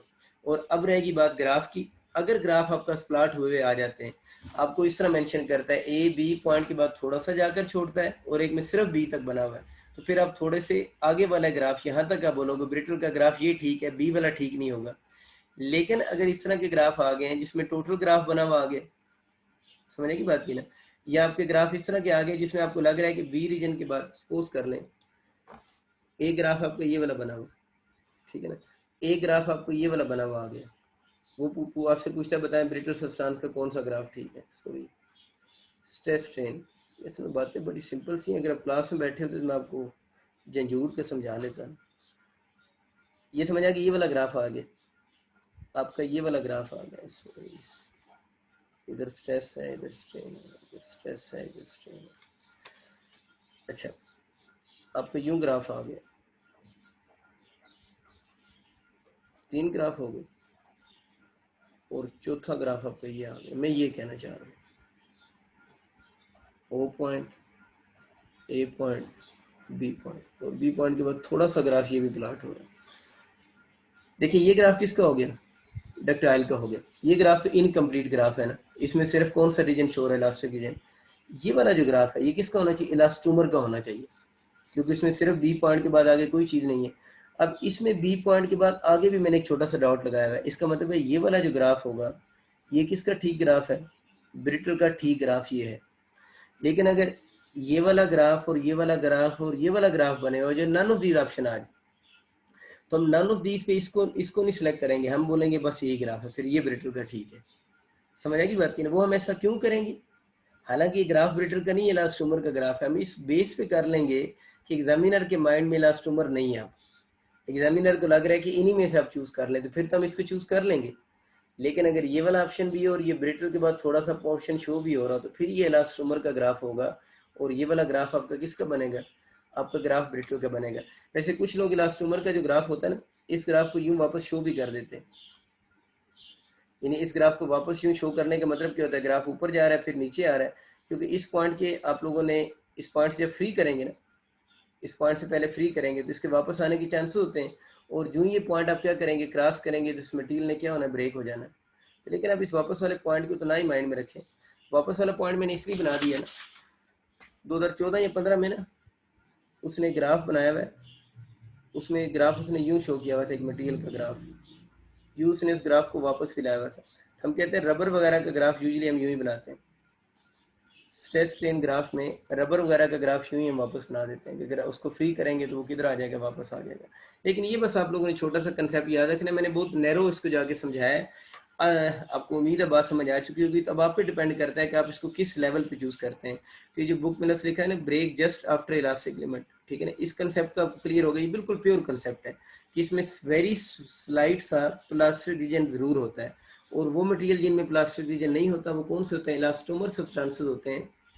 जिस तरह रबर है उनके ग्राफ उनमें बिल्कुल प्लास्टिक रीजन नहीं होता।